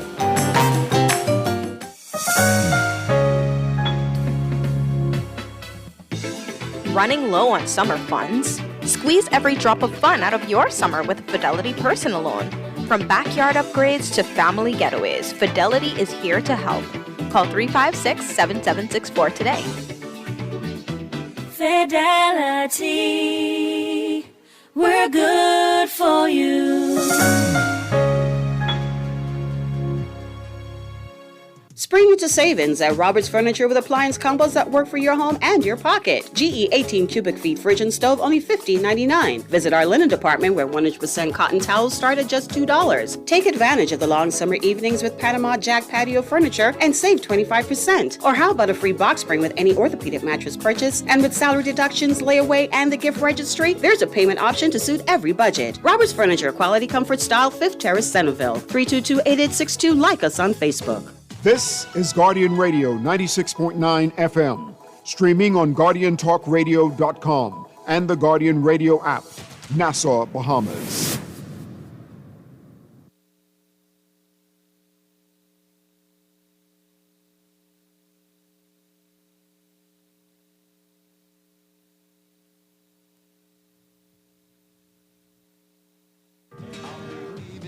Alice Mabel, I sure hope that she's still able. So this evening round 5 o'clock, I'll stand at her bow and see the dark. Out in the field from dawn till dusk, swimming in the blue pool is a must. that island where I was born. The first thing I'll do is roast some corn. Wake up early one morning, kiss my mama goodbye. Going back to the island, I say, don't worry, mama, don't cry.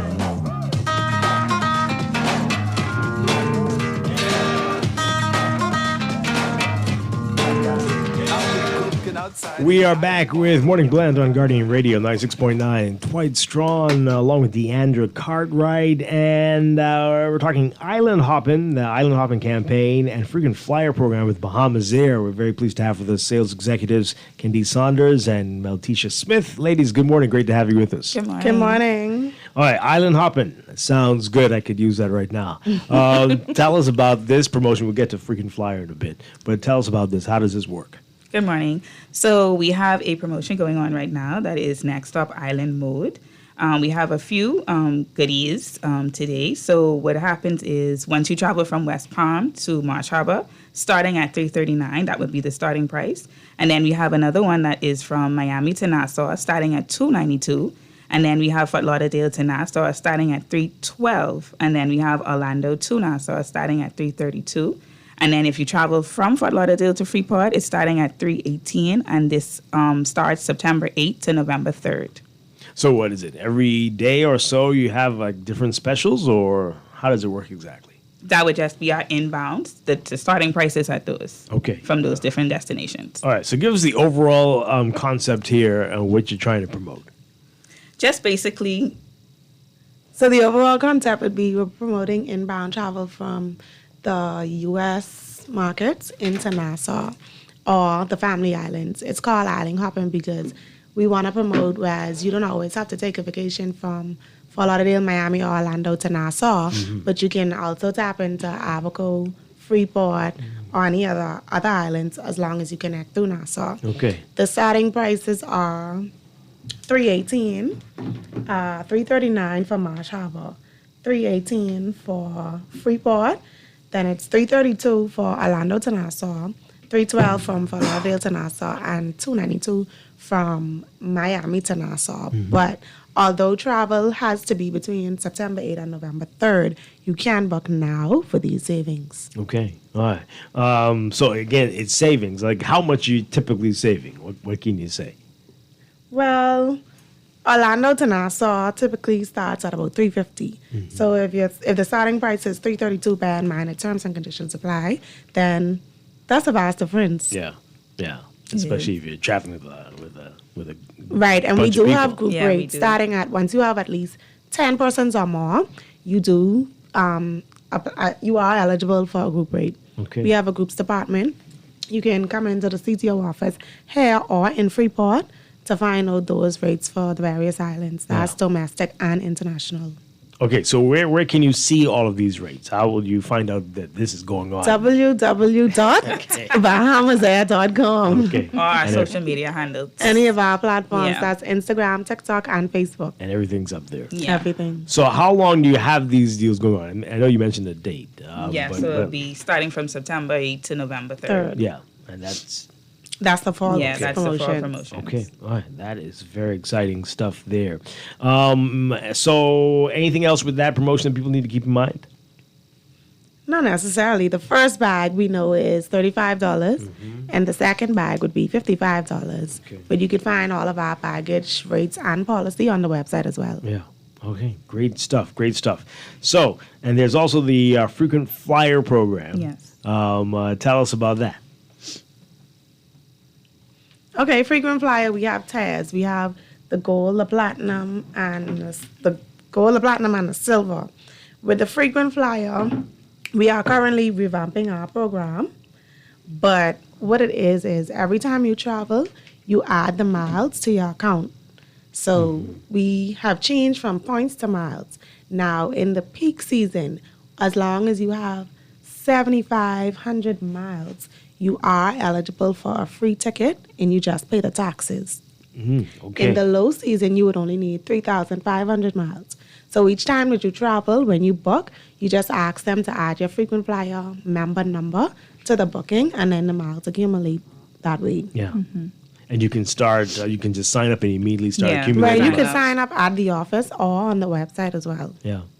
How's that been received? You got a lot of people racking up tons of miles. Yes, we do. Now, we have a lot of questions that people ask because the program is being revamped, but we want to encourage persons to know that if you were a member long time ago, you could still come into the office and inquire on what's your number, what's your status, how many miles you have, and you could still keep adding to those points. Yeah, so they don't expire. Right, no. Yeah. Okay, yeah.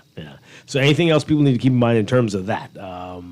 If they haven't used it in a long time, what do you recommend? In most cases, persons who haven't used it in a long time only forget their numbers. Right. And that's the most important thing. So you can't remember your number, you just come into the office, you give them your email, and they'll be able to assist you as well. Yeah. Wow.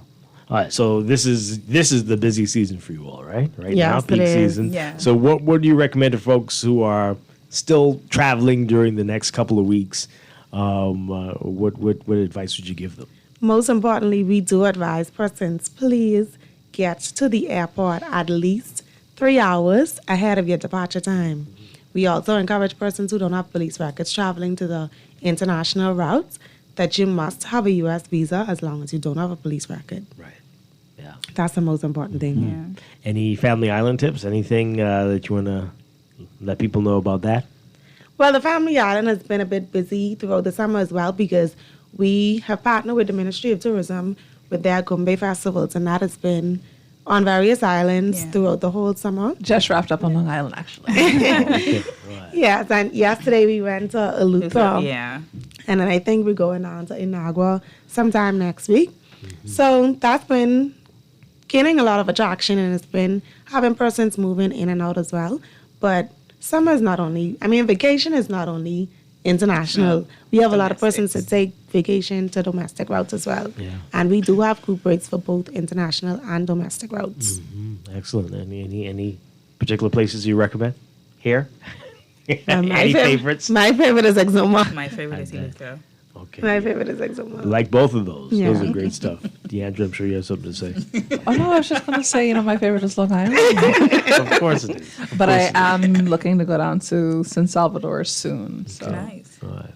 Well. Yeah, we are too. Great stuff. All right, remind folks about the Island Hopper campaign. Again, just the dates that they need to keep in mind. Okay, so the Island Hopping campaign starts September 8th, to November 3rd. But we advise you to book now because terms and conditions apply. Like people say, first come, first serve. And that's just the starting prices that we gave you. You can refer to any of our social media platforms or the website for those rates and for those policies in terms of baggage. Yeah. Okay. And again, the website? www.bahamasair.com. Okay. Great stuff. Great stuff. Thank you very much, Meltisha Smith and Kendi Saunders, for being with us this morning. Thank you for having us too. All right, we're going to break for news and be back with business. We're talking to the Bob's Chamber of Commerce and Employers Confederation. You don't want to miss it. Stay tuned, folks. This is Morning Blend on Guardian Radio 96.9.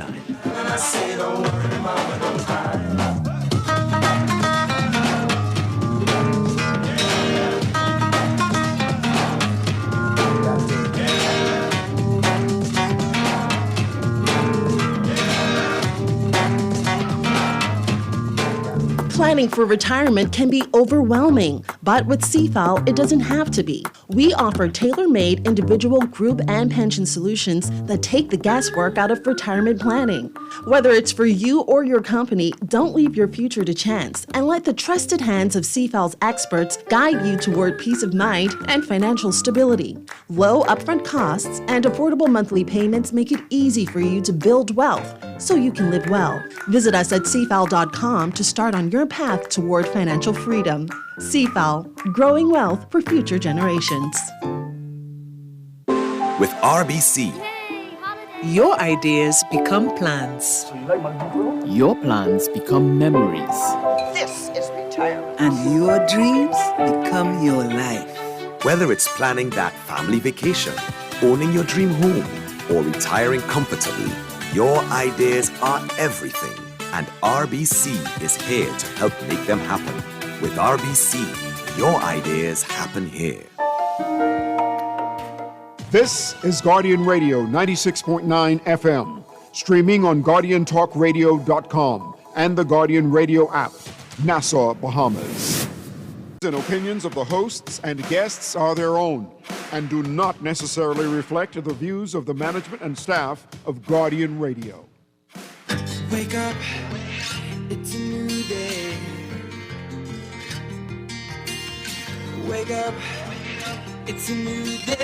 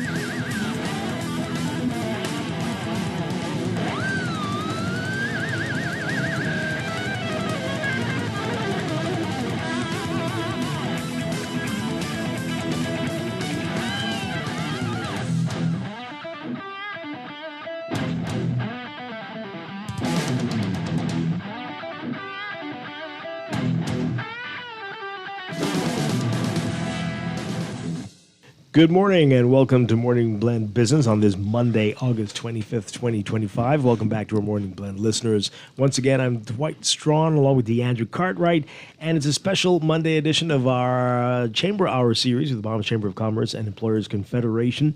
And we're very pleased to have back with us CEO Dr. Leo Roll. Good morning, sir. Good morning, Dwight. Good morning, Bahamas. Good to see you. You brought a whole crew with you this morning. We've got them in studio and on Zoom. Very happy to have everybody with us. Senator Randy Roll, Managing Director of the Consumer Protection Commission. Thank you for being here. Good to see you again. It's great to be here, sir. And Dave Monroe, Acting Managing Director at Bahamas Development Bank. Good morning. Yes, good morning. Great to be here. Good morning, Bahamas. Also joining us via Zoom, we've got Bahamas Trade Commission member Ian Cargill Jr. Good morning. Good morning, Mr. Strachan. Thank you for having us. Good morning, Bahamas. And no stranger to us here from the Small Business Development Center, project analyst Ariel Pinder.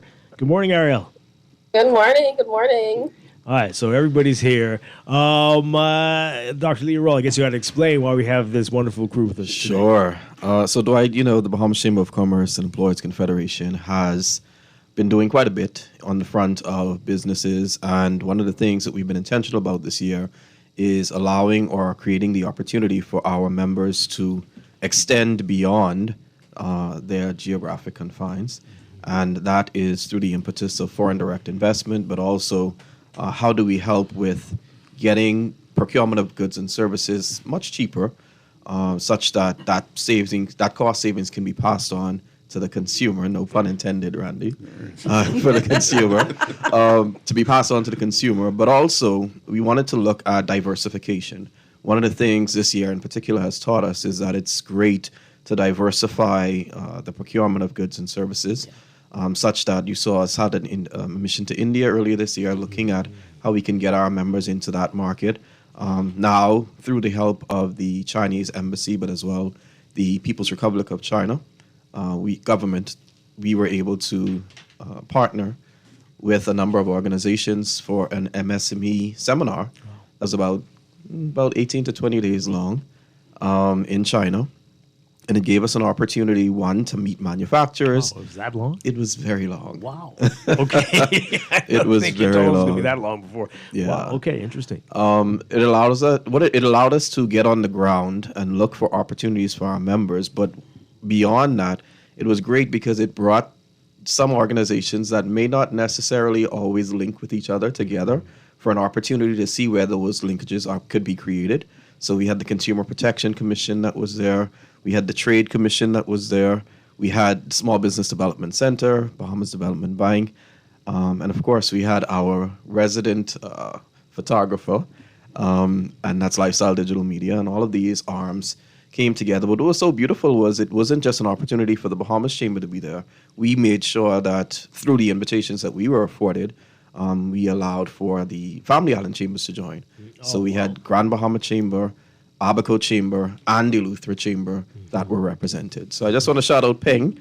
He's my good friend at the embassy, and he's been working so assiduously to ensure that the opportunity went off without a hitch. So this is why they're all here with us, just to see from the lens of all of these different organizations what that mission or what this particular seminar meant to them. I know what it meant to us from the Chamber of Commerce. Yeah. So what was the size of the delegation again? 23. Okay. All right. My. Yes. Yeah. And everybody was there for the entire... Paid for, and all expenses paid by the Chinese government and the Chinese embassy. And everybody was there for the entire duration? Everyone was there for the entire time. Now, we got there, they split us in two going there. So Dave and his crew got there a day ahead of us, and then we got there the day after. Okay. So everyone's fluent in Chinese now. Ni hao. All right, so I want to hear from everybody. Dave, I guess we should begin with you, Acting Managing Director of the Bahamas Development Bank. From your perspective, why was this important for you to be part of this? Again, thank you very much for having me. Chinese have a saying that a single flower does not make spring. 100 flowers in full bloom bring spring to the garden. This visit is one that I believe was very timely for the Bahamas Development Bank, knowing the sectors that Development Bank offers or space that we're in, where there is agriculture, touristic development, manufacturing. And it gives me, as an employee at the Bahamas Development Bank, the lens to directly meet with manufacturers so that our customers, we can off-lend or off-send information to our customers as he indicated, for reduced costs of items, right? China has a great ecosystem. China has a system of management whereby they believe in really going above and beyond. And I believe going there, witnessing the lectures, seeing the sites on the ground, gives me the empowerment in Development Bank now to take that information back to my clients, and so that they can now scale up the operation at a reduced cost. Yeah. Wow. Excellent. Excellent. All right. So, Senator, we're going to come back to you. Lots of questions for you. But let's go to Ian and Ariel. Ian Cargill Jr., again, with the Bahamas Trade Commission. Your perspective from this and what you all learned from this trip. Thank you so much for having us on this special show this morning, Mr. Strachan. Before the passing of our then chairman, Mr. Galanis, the Bahamas Trade Commission published the National Trade Policy 2022. This policy laid out a set of short and long-term actions aligned with the National Development Plan for 2040 and other key economic strategies. The National Trade Policy identified 4 key issues. Good exports are limited, imports are high, Bahamian goods and services are not diverse, and there's limited productive and export competitiveness amongst Bahamian goods and services. The National Trade Policy also emphasized women, youth, and family island empowerment, recognizing that inclusive growth is essential for national development. To tackle these issues with a focus on our women and youth and to reduce the cost of living for Bahamians, Chairman of the Trade Commission, who is now the Vice President of the Senate, Mr. Barry Griffin, the Director of Trade, Mrs. Brickell Pinder, myself, along with Senator Rule, Managing Director of the Consumer Protection Commission, on separate occasions met with the embassy in the Bahamas for the People's Republic of China. From these meetings, as you're hearing, we had this remarkable opportunity where 23 key Bahamian stakeholders traveled to the People's Republic of China. And to see and learn directly from the experts on developing small and medium enterprises. Why do SMEs matter? SMEs are the backbone of our economy. SMEs reflect the ability of the average person or small business to grow, scale, and succeed. We know that doing business in the Bahamas can be challenging, but with the tools we brought back from the People's Republic of China, we will make it easier for Bahamian businesses to grow both locally and internationally. In particular, before the delegation went, during the most recent budget debate, Chairman Mr. Griffin shared his vision for a global Bahamas. Part of this vision included expanding exports and imports and training at least 50 SMEs in international trade in accordance with the national trade policy. As Chairman Griffin would have stated on the 24th of June, the strategic agenda of the Bahamas Trade Commission is ushering a new economic era for the Bahamas. We have done a great job in oiling the old engines of our economy, and now we are installing brand new engines. So we can take a look at the impact of SMEs. According to a 2018 report by the SBDC, SMEs represent 98% of all registered companies in the Bahamas and account for 20% of total turnover. 80% of turnover came from just 2% of companies, which of course were not SMEs. And SMEs employ 47% of all workforce in the Bahamas. So when considering the way forward, the Bahamas Trade Commission with our partners are bringing these tools home to make a tangible difference, including these particular focuses. Training the at least 50 SMEs in international trade that Mr. Griffin had spoken to, legislation to promote and support all small and medium enterprises, and creating direct and virtual connections between Bahamian businesses and suppliers, amongst many other things. And if I could share just a little bit about the experience, it has definitely given me a new appreciation for Chinese culture. We always knew they were hard workers, but now I see them also as people of vision and unity. A nation moving in rhythm to the same beat for decades, even as leaders change. That shared vision has delivered real results. And I believe that was the most eye-opening thing for me. And then if I can go even more specific, we had a site visit to a company referred to as iFly Tech. And when we saw the vision that they had for using AI technology in education and healthcare, what impressed me the most was their focus on empowering the youth, the remote areas, and the highly disadvantaged, which aligns closely with the Trade Commission's goals. For example, in education, we saw a tablet that could take a photo of a student's handwritten work, instantly analyze it, explain what went wrong, and then generate practice questions that close the learning gap, all in seconds. In healthcare, we saw a tool designed for doctors and nurses in remote areas. They could enter patients' symptoms based on the patient's medical conditions and history, and the system would generate possible diagnosis and recommendations to guide their decision-making. It was a real example to us of how technology can deliver timely and efficient and accurate support where it's needed most in those remote areas. Oh boy. Okay, so that's a comprehensive look. You can tell that Ian's an attorney, right? He brought the entire case, the evidence, everything. You didn't need all the other guests. Ian Cargill, thank you so much. Really appreciate that. That's all right. So you answered a lot of the questions I have for you. Really appreciate that. Ariel from the SBDC, let's get your perspective on this and how this is going to help you going forward.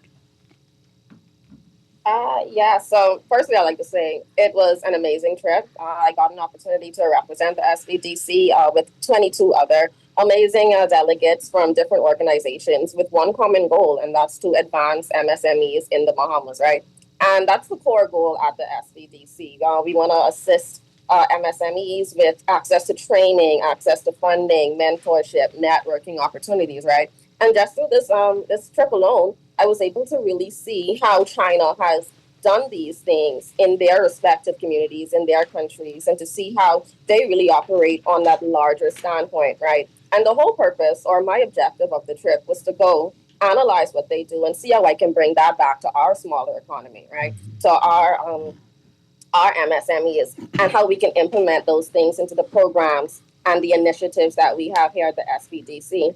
Another very important thing was the linkages that we were able to create, and that's both local as well as that international kind of relationship that we would have developed and strengthened with IBO, the Academy for International Business Organizations, as well as the Chinese Embassy, right? So all of these things are very important when it comes to actually advancing MSMEs in the Bahamas, just from their technological integration. So that's something that we desperately need to work on in the Bahamas, and I've seen that throughout working with small businesses in the Bahamas. And that's all sectors, right?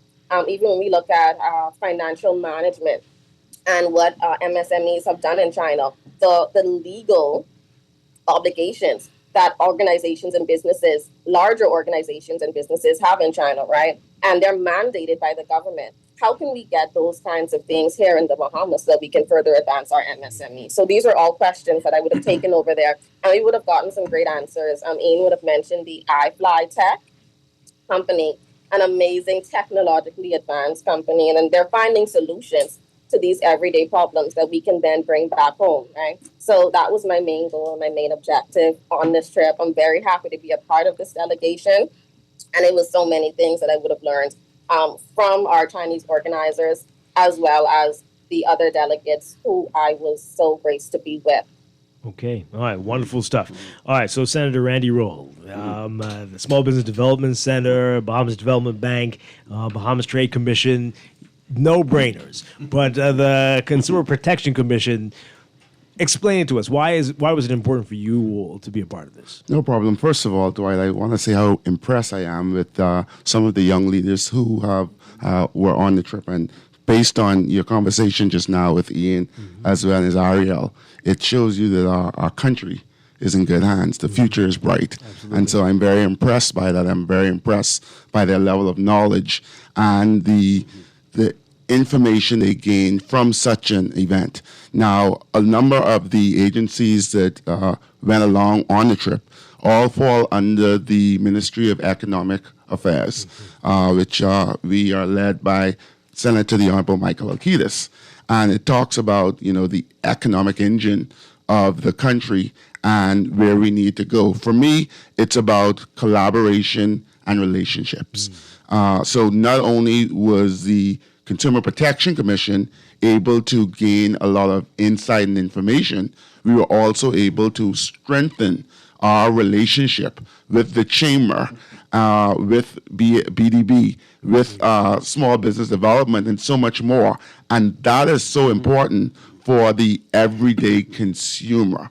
What we're showing is a holistic approach on if we work together, if that system is in place and working the way it should be, then the only people to benefit is the Bahamian people. And so I'm happy for that opportunity. I'm happy to see all the linkages come in place. And I think that the Bahamas can be confident that coming out of such a seminar and an experience, they will see the benefits, they will reap the benefits, and certainly we look to continue to put them together to build, to grow. My colleague, Senator the Honorable Barry Griffin, who is now charged with leading the Trade Commission and the government's mandate on trade diversification and saying, listen, we can look beyond our borders. We've focused on just one thing so long that, there's a world out there. Bahamians are catching on. Major Bahamians are shopping in China and other places in the world. And so because that is shifting and moving, then as a administration, we must shift and move with them to make sure that, again, Bahamians benefit holistically. Right.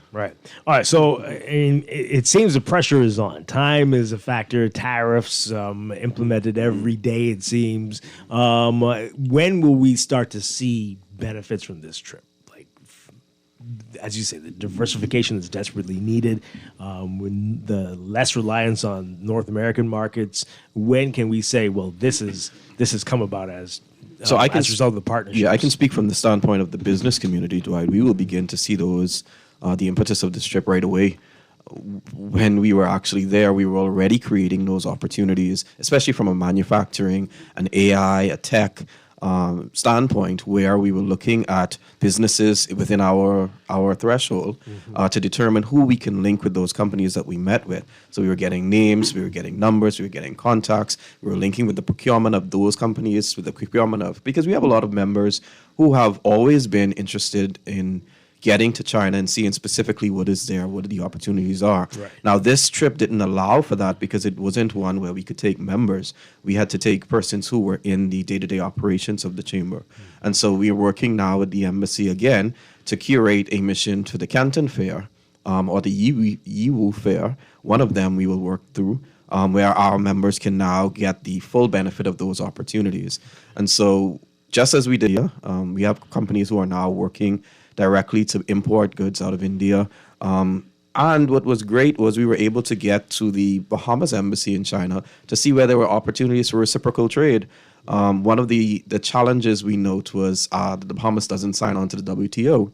But through the strategic interventions and meetings that we had, we realized that there were still opportunities that we can definitely export, but also import at a lower cost and on consignment. And there were so many opportunities that made themselves available that we've already begun to get the business community on board with. Yeah. And I smiled when Senator was speaking because usually we're on different sides of the fence and we find ourselves clashing. But on the trip, it was such an eye-opener and an opportunity to see where he said, well, this is why don't feel this way when you say this. And I was able to say, well, this is why I'm. And so even though we have different constituents, no pun again intended, even though we have different constituents where a senator would be protecting the consumers, but the Chamber of Commerce is for the businesses, we were able to see whether the linkages were there. We were able to see how, at the end of the day, we can create this ecosystem and this atmosphere where both can benefit and survive. Mm-hmm. And so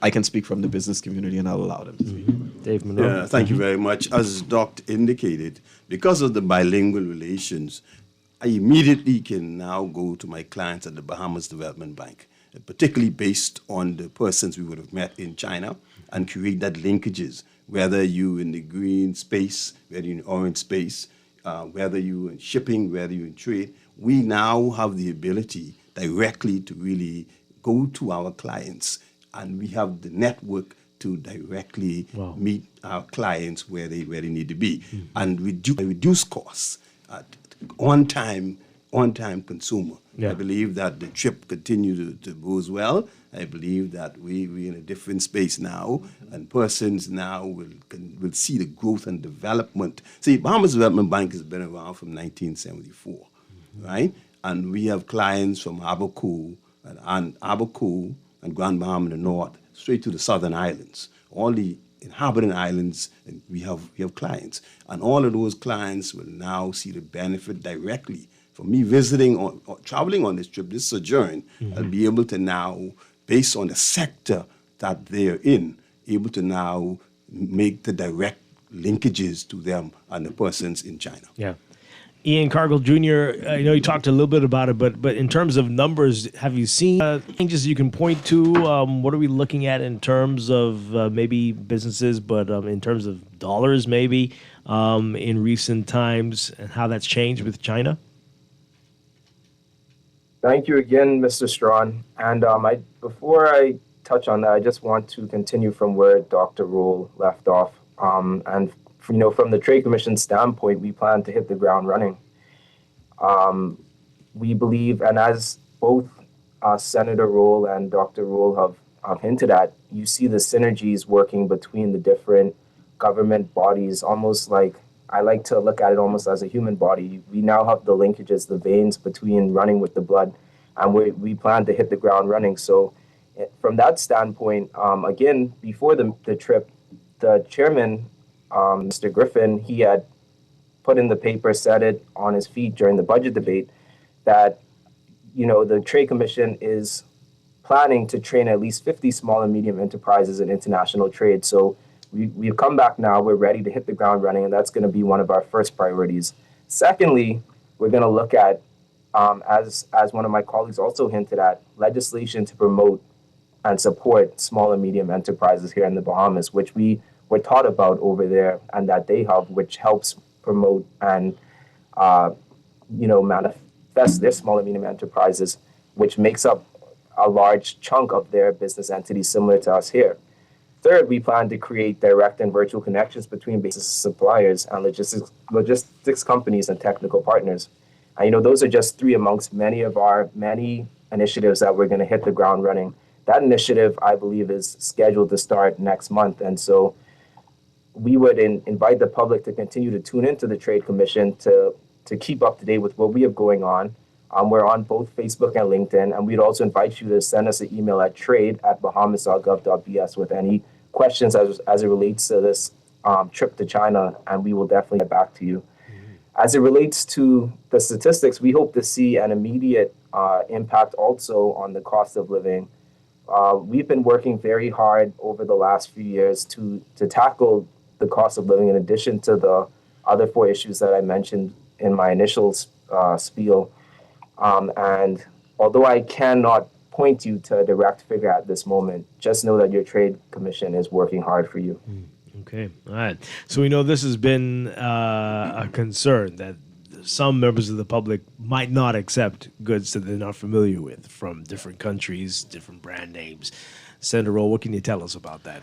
How do we get people to understand that this is just as good? You might not know this brand, but give it a try at least. Again, and that is a part of the importance of why consumer protection was there. And so we were able to, again, take a look at some of these products from inception, where they're at now, to getting over to the Bahamas. Again, we want it to be credible. And I think with us building on these relationships in this collaboration and working with the chamber, like I said, and the other areas, we're able to express our concerns not on the back end when a consumer has been disenfranchised, but at the beginning and the front end. And again, this will give an ease of reference and ease of mind to Bahamian consumers. A lot of Bahamians, especially even in the construction industry, they are now going all the way to China and other places for materials, for things. We wanted to understand this process. Dr. Roll said we were also able to visit the embassy and speak with one of the consuls there and talk about what are the challenges, what are the concerns, what have you seen, and who can you point us to be able to have those conversations whilst we were there. And so now that we can put a name and a face together, I think, again, it's going to only boast well for the Bahamian consumer. And again, that's our overall concern. Yeah. So, again, a big delegation, but when you got there, did you realize that, hey, maybe these folks should have been a part of it? Was there anybody that might have been left off and that next time you wish they'd be a part of it?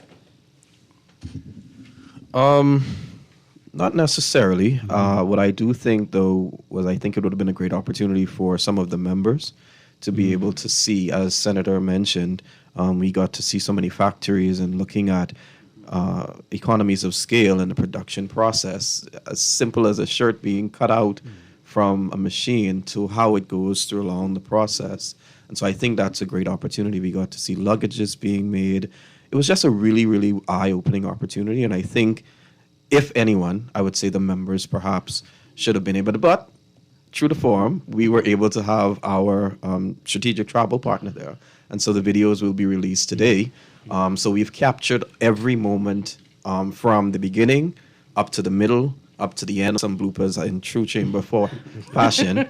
And so those videos will be released today. And so even though the members aren't there, they can relive that experience, not only through our direct contact with them, but through the moments and memories that we captured. Also, Dwight, I want to again impress upon and give credit to the chamber, because they not only made it a Nassau-centric environment and event. You know, like he said, Abaco was there, Elucer was there.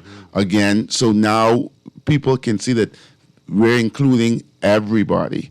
And so the entire Bahamas benefits from such an experience. And I think that is priceless. And so I'm thankful for that organization for making sure to also include the family. Yeah, and Dwight, as they indicated, you would hear names, but put names to faces.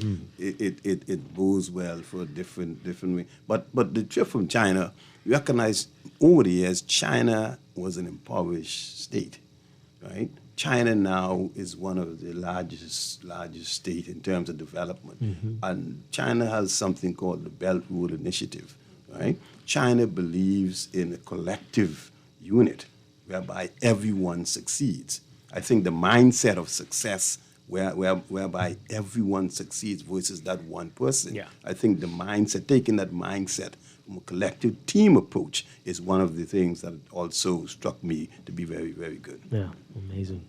DeAndre? Yeah, no, I had a question. So I know Doc talked about some new content dropping to follow the trip along, but Going back to the point with the Bahamas Development Bank and about your clients being able to access information from your experiences, this sounds almost like a registry of some kind is going to be created from the different entities you would have met with, so the persons can not only hear about it when they book their appointments, but perhaps this is a resource that could be present on the website so the folks can see really how present BDB is outside of the country. Excellent point. Already began to pen those information. And I have a visit with Dr. Rule to gather some additional information. And I can assure you that the cost of goods and the units, what we can purchase from China, offset, it is tremendous. And our clients will have that information, I can assure you. No, I think that'll be fabulous, actually, because if they weren't able to travel, because again, the BDB services are folks in the north to the south, they may not be able to get over to China, but then they can go to look at your listing of resources, these companies that you spoke with in manufacturing and otherwise, to learn a little bit more. That's why it is so important. That's why I was privileged that I was able to attend, so that I can bring the information back, so that our persons can hold that information successful. And you make an excellent point. Wonderful. Love that. Now I have one more question for now, and this to Doc, because I heard Avico and I heard Elutra, and I near my island. Long Island. Yeah, because I think we got maybe a small chamber, but. So thank you for that. We try to do is ensure that the opportunity. So remember now, this trip originally was only allowing 15 persons. Right. And so we petitioned Ambassador Yan and her team to see if we can get a little bit more. And so we were allowed 7 spots from the Chamber of Commerce. And so we split them evenly, 3 and 3. And then, of course, our travel team for the recording. And so what we did was on a quarterly basis, we meet with all of the chambers, and we try to ensure that the opportunities are spread amongst them all. And so this time, we only had the opportunity to give three of the chambers, Family Island chambers, and I promised him that as more opportunities come, so the next trip that allows for sponsorship will not go to, and I say it here now, will not go to Grand Bahama, Abaco, and Eleuthera, but the Exuma, Long Island, and perhaps Bimini, so that at the end of the day, all of the Family Island chambers can benefit. And the information that we share, we have a Family Island chamber chat. We also have, as I said, the quarterly meetings. We have an annual conclave of Family Island chambers. And so it's always shared among all of them. And so any benefit that the Bahamas Chamber gets, by extension, goes to the members of the Family Island Chamber. So again, we have a mission to Africa that's coming up in just a week. And Y'all we just have, got back? What do you mean? Yeah. Which part of diversification. Africa? We're going to Algeria. Oh, okay. Okay. In conjunction with the AfriExim Bank, as well as CEDA, our friends in the Intra-African Trade Fair. Oh, wonderful. And this is also in conjunction with BDB, because I remember the We actually, okay. So during the meeting, strangely enough, all of the entities that were on the trip are either affiliates of the chamber or are members of the chamber. So the Consumer Protection Commission is a member. The Bahamas Development Bank is a member. The Ministry of Economic Affairs, obviously, we sit on the Trade Commission. SBDC is not only a member, but a patron sponsor. And so we actually heard about this opportunity for a meeting that BDB invited us to. I think it was in March or February sometime. And we've continued to follow. And I remember speaking to the lady, and she was like, oh, we always do things, and no one from we have people from the Caribbean, but no one from the Bahamas ever registers. And I said, Mom, I can promise you that will change. And so when we had the preliminary meeting, she said, well, we have 33 people signed up from the Caribbean. And so I asked how many persons are from the Bahamas, and she didn't know yet. And so she said, well, before the end of the meeting, they'll send me the stats. One from the Bahamas. And so now we have a team of 30 persons, inclusive of Grand Bahama, Long Island, and some of the other Family Islands that will be traveling to Algeria to see what we can do to tap into that market as well. So we're all over. You know, we had an inbound from Canada, an outbound to India, an outbound now to Africa, to China, now an outbound to Africa, just looking for those opportunities where our members can import. And each time, what we try to do is to ensure that we take a member from shipping and logistics, because it's one thing to see the goods, but another to be able to get them into country. Yeah, absolutely. All right, so I want to ask everybody about the most striking thing. Some of you already said some of the things about China that you learned about China and that you'll always remember from this trip. Before we get to that, though, let's take this call. Good morning, caller. You're on the air. Good morning, Mr. Strachan. Hi. Good morning to your guest. I think I was listening in and out. You said someone from the small business centers, development centers in there? Yes, Ariel Pinder's joining us via Zoom. Yeah, I'm hearing a lot. I think DeAndre might have mentioned something that I thought was important. Not everybody's interested in traveling to China, especially that far, et cetera. That is not because of finance, just, but is there, I was wondering, as a piece of equipment I was contemplating bringing in for a long time, because I don't see a market here for it, right? It concerns the policy, but is there any facilitation? I'm hearing all of these entities, right? A small business person, you have a license, can you bring in something duty-free, or what incentive is the government doing as it relates to this? Because I think you relocated off Gladstone Road somewhere, right? I went there years ago. It seems like an empty building, and just there's a lot of red. Bring in something duty-free, or what is the? I want to bring in a piece of. Can you answer that for me, please? How do I go about that? I want to bring in something duty-free. Is the government willing to help me with that? That's what I don't know. I'll sit and listen. If the machinery is involved in manufacturing, then he can apply through Cottage and Light, and that will allow him to bring the equipment in duty-free. Okay. All right. So Ariel, your biggest memory, the most surprising thing about the trip, about China, what would you say? Well, I would say the most surprising thing would be how bad the food was. Oh my God. Oh boy. I was so happy to get a home cooked meal, but honestly, I think the most surprising thing was, or not really surprising, but eye-opening advanced they are, even on the smaller level. We would even see, in the mom and pop shops, you can just use your phone, you can tap to pay. These things are just so heavily integrated into their day-to-day operations and how they live as a people. It's almost second nature to them. We have a lot of persons who are cashless. One of our lecturers, he hasn't carried cash in 5 years, right? So just those kinds of shifts in mindset and just societal operations, I think that was the most eye-opening thing for me. And that's something that I would really like to bring to the Bahamas and see how we can, just help MSMEs get to that space. Mm-hmm. Okay. All right. Everybody apparently agreed with the food thing. I probably wouldn't say bad. I would say it was just different. It wasn't something that our palate was used to. And so I think that we would agree different. Mm-hmm. Which part were you in? We actually went to Beijing and to Wenzhou. Mm-hmm. So we had 2 missions in one. But I think the most surprising thing for me, as Ariel said, was the advancement in technology. I mean, everything right down to not even having to touch the toilet because it lifts automatically, to the level of organization and time management. Oh my goodness. If they tell you to be there at 9 o'clock, at 9:01, they're looking at the watch and saying, you are late and we are about to leave. So that was one of the biggest things for me to ensure that because it goes to productivity, but it also goes to respect of other people's time, especially as an entrepreneur. And so I think that's one of the biggest things for me, time management, as well as the advancement in technology that we saw. Right. Okay. Ian Cargill, what about you? I think something in my perspective, what hit home for me was continuity. Too often when one leader steps out and another steps in, there's a tendency to change course. Even when what was started by one was good for the people.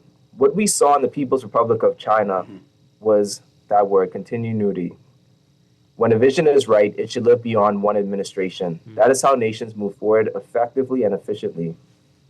And I believe that is the current vision that we also have for the Bahamas Trade Commission as we look to grow and diversify exports, diversify imports, reduce the cost of living, and empower the youth, women, and their family islands. And I think I said this as well earlier. I also, we knew them to be hardworking people, but in unity. And I think that's something we need to bring home as well. And so again, I would just like to invite the public to continue to embark with us on this journey and to send any questions, thoughts they may have regarding what the Trade Commission has shared or something that may benefit their small and medium enterprise to the trade unit of the Ministry of Economic Affairs at trade@bahamas.gov.bs.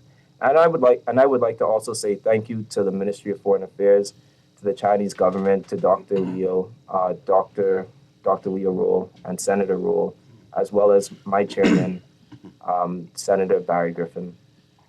Okay, Ian Cargill Jr., thank you so much. Dave Monroe. Yes, thank you very much. Again, the continuity of government, right? As he indicated, government remain with one purpose, with one desire, one mindset. That's when he spoke about the team concept, continuing to move together. Addition to that, though, looking at China and seeing the development of the country, right? The overpass, the bridges, and the infrastructure development of China is amazing. To see it is amazing. I think I'd encourage persons who can visit China.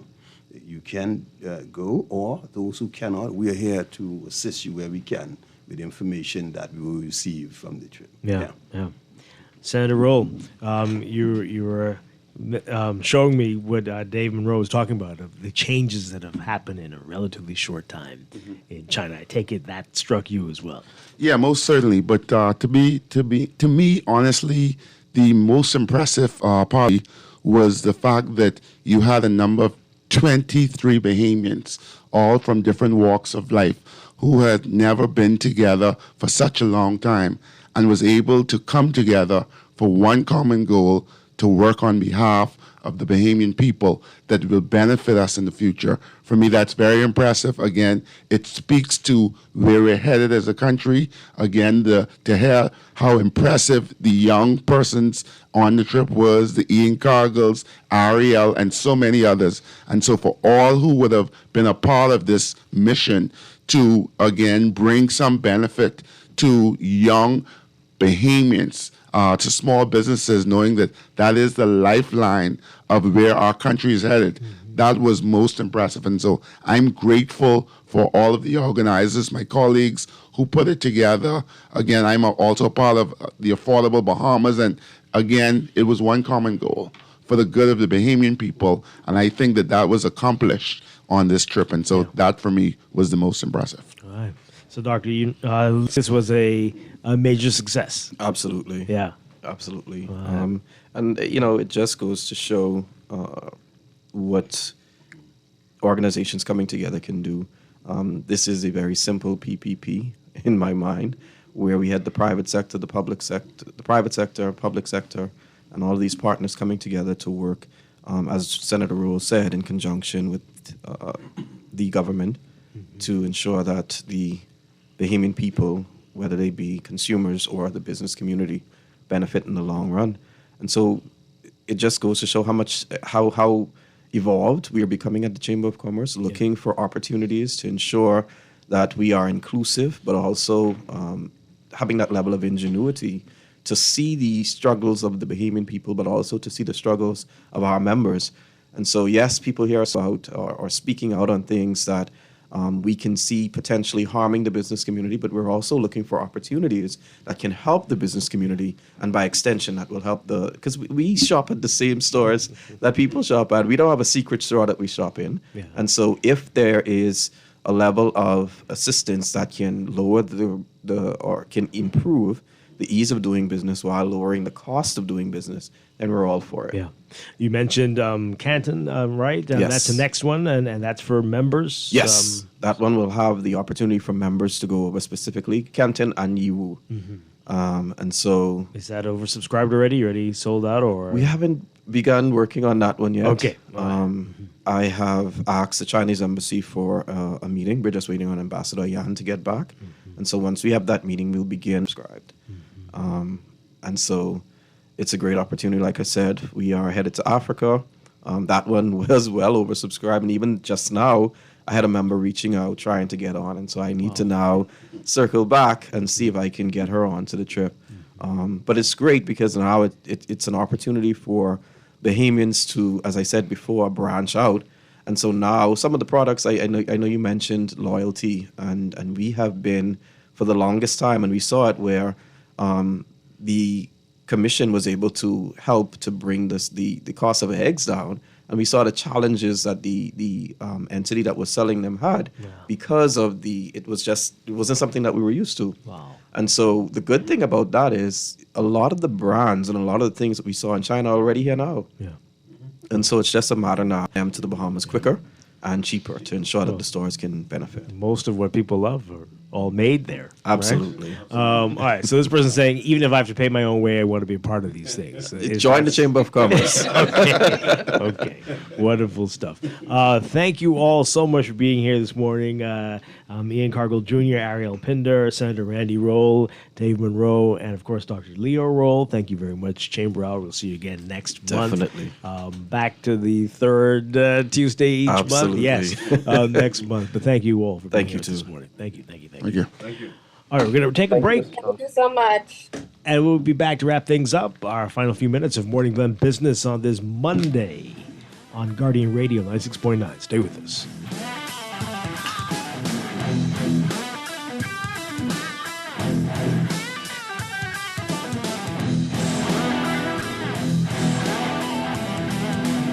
At CFAL, we understand that a secure future is the greatest gift you can give your employees. That's why our tailor-made group pension solutions are designed to fit the needs of both large and small companies. With CFAL, you can provide the retirement you and your employees deserve, ensuring peace of mind and financial stability for years to come. Join the many businesses that have already entrusted CFAL to create the right pension plan for their employees, and let us help you build a brighter future for your team. Visit us at cfal.com to get started on building wealth so you can live well. CFAL, growing wealth for future generations.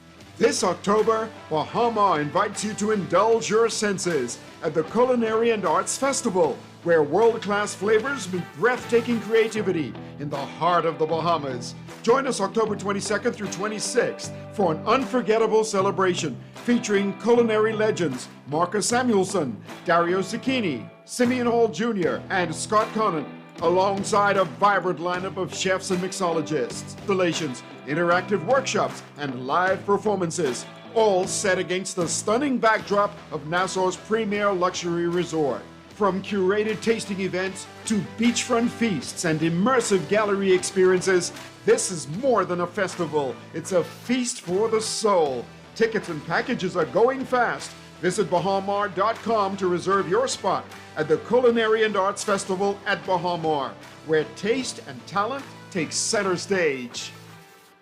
You work hard for your money, so let your money work hard for you. With as little as $1,000 to start, you can watch your money grow by investing in CFAL's Bahamian dollar and US dollar mutual funds, each tailored to match your unique investment profile. Our expert advisors are dedicated to crafting personalized investment strategies to help you achieve your financial goals. Don't miss out on the chance to earn higher returns on your hard-earned money. Join the thousands of investors who trust CFAL and start your journey toward financial freedom today. Visit us at cfal.com to learn more options and let us help you build wealth so you can live well. CFAL, growing wealth for future generations. With RBC, Your ideas become plans. Your plans become memories. This is retirement. And your dreams become your life.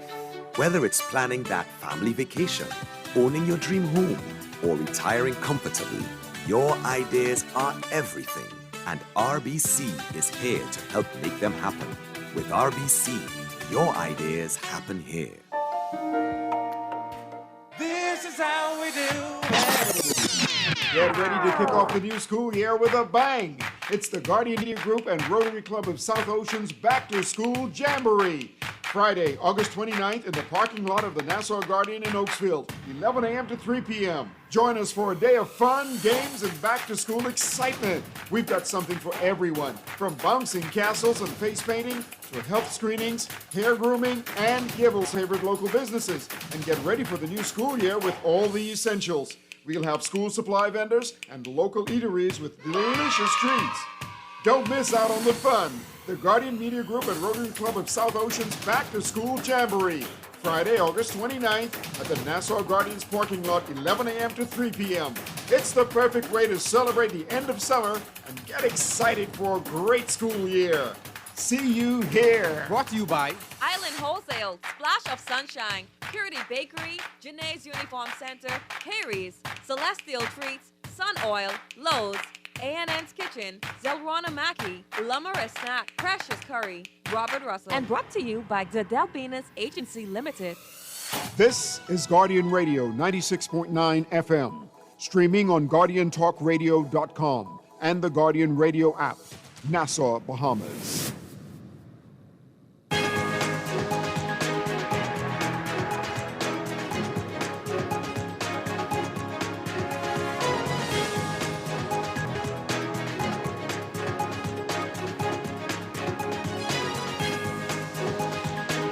It is time for your morning business report brought to you by CFAL. Bahamar is counting on its events and marketing period to make up some ground as occupancy levels dip about 4 percentage points lower than they typically fall during this part of the year. That's according to Senior Vice President at Bahamar Resorts, Robert Sands. Sands says occupancy levels are currently in the high 70% range as the hotel enters what he calls the lean months, when families are focused on getting kids back to school and not so much on vacation.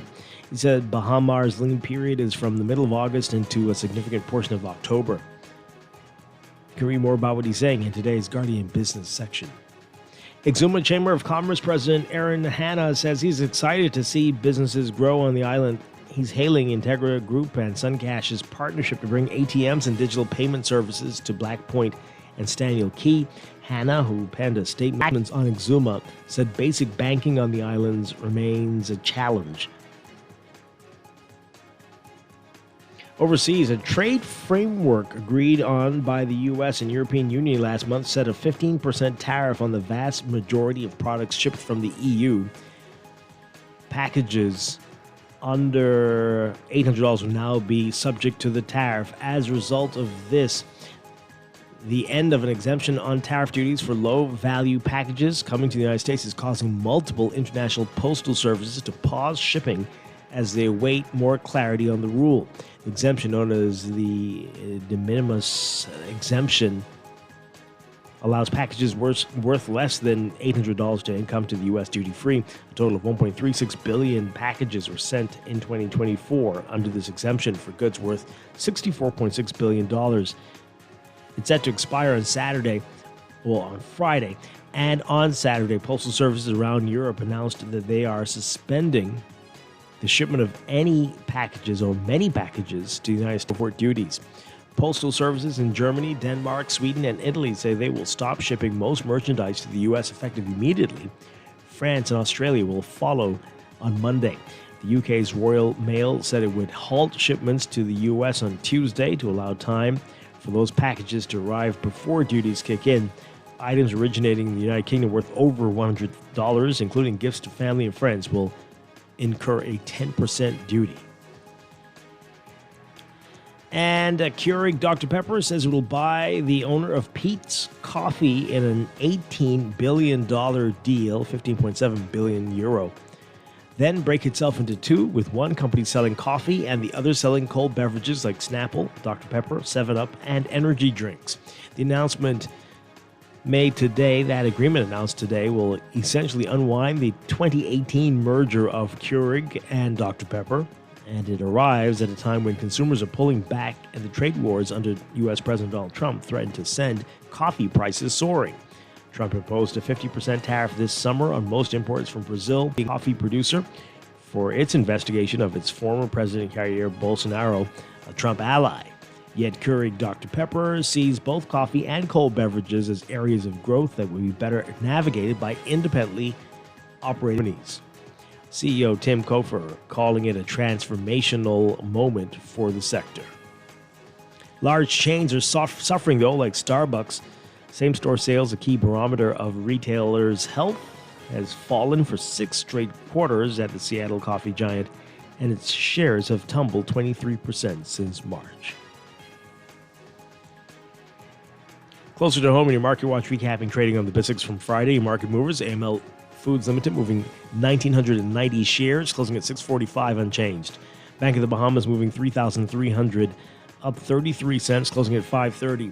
Galena Holdings moving 1,000, closing at 1325, up 51 cents.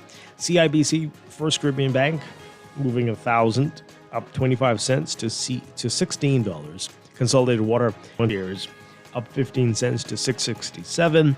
And Emira Incorporated down 5 cents, closing at $11.75. The BISX All Share Index closing at 2,956.35, up 1.19. Recapping the week, the local market ended the week with 56,072 shares, crossing the exchange with 35 trades to accumulate a value of $303,478.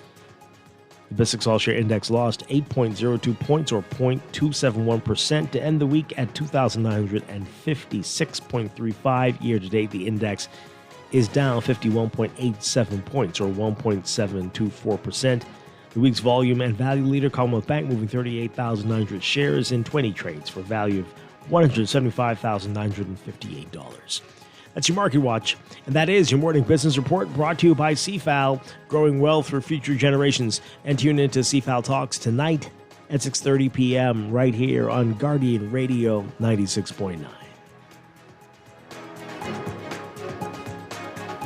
Much for being here this morning. Thank you so much, Dwight, Sean, for having me. I'll see you next week.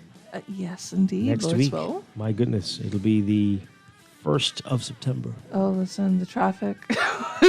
Because all schools will be back by then. Good luck to you. See you then. Stay tuned for On the Clock with Aaron Green coming up next. Everybody have a great day. See you tomorrow.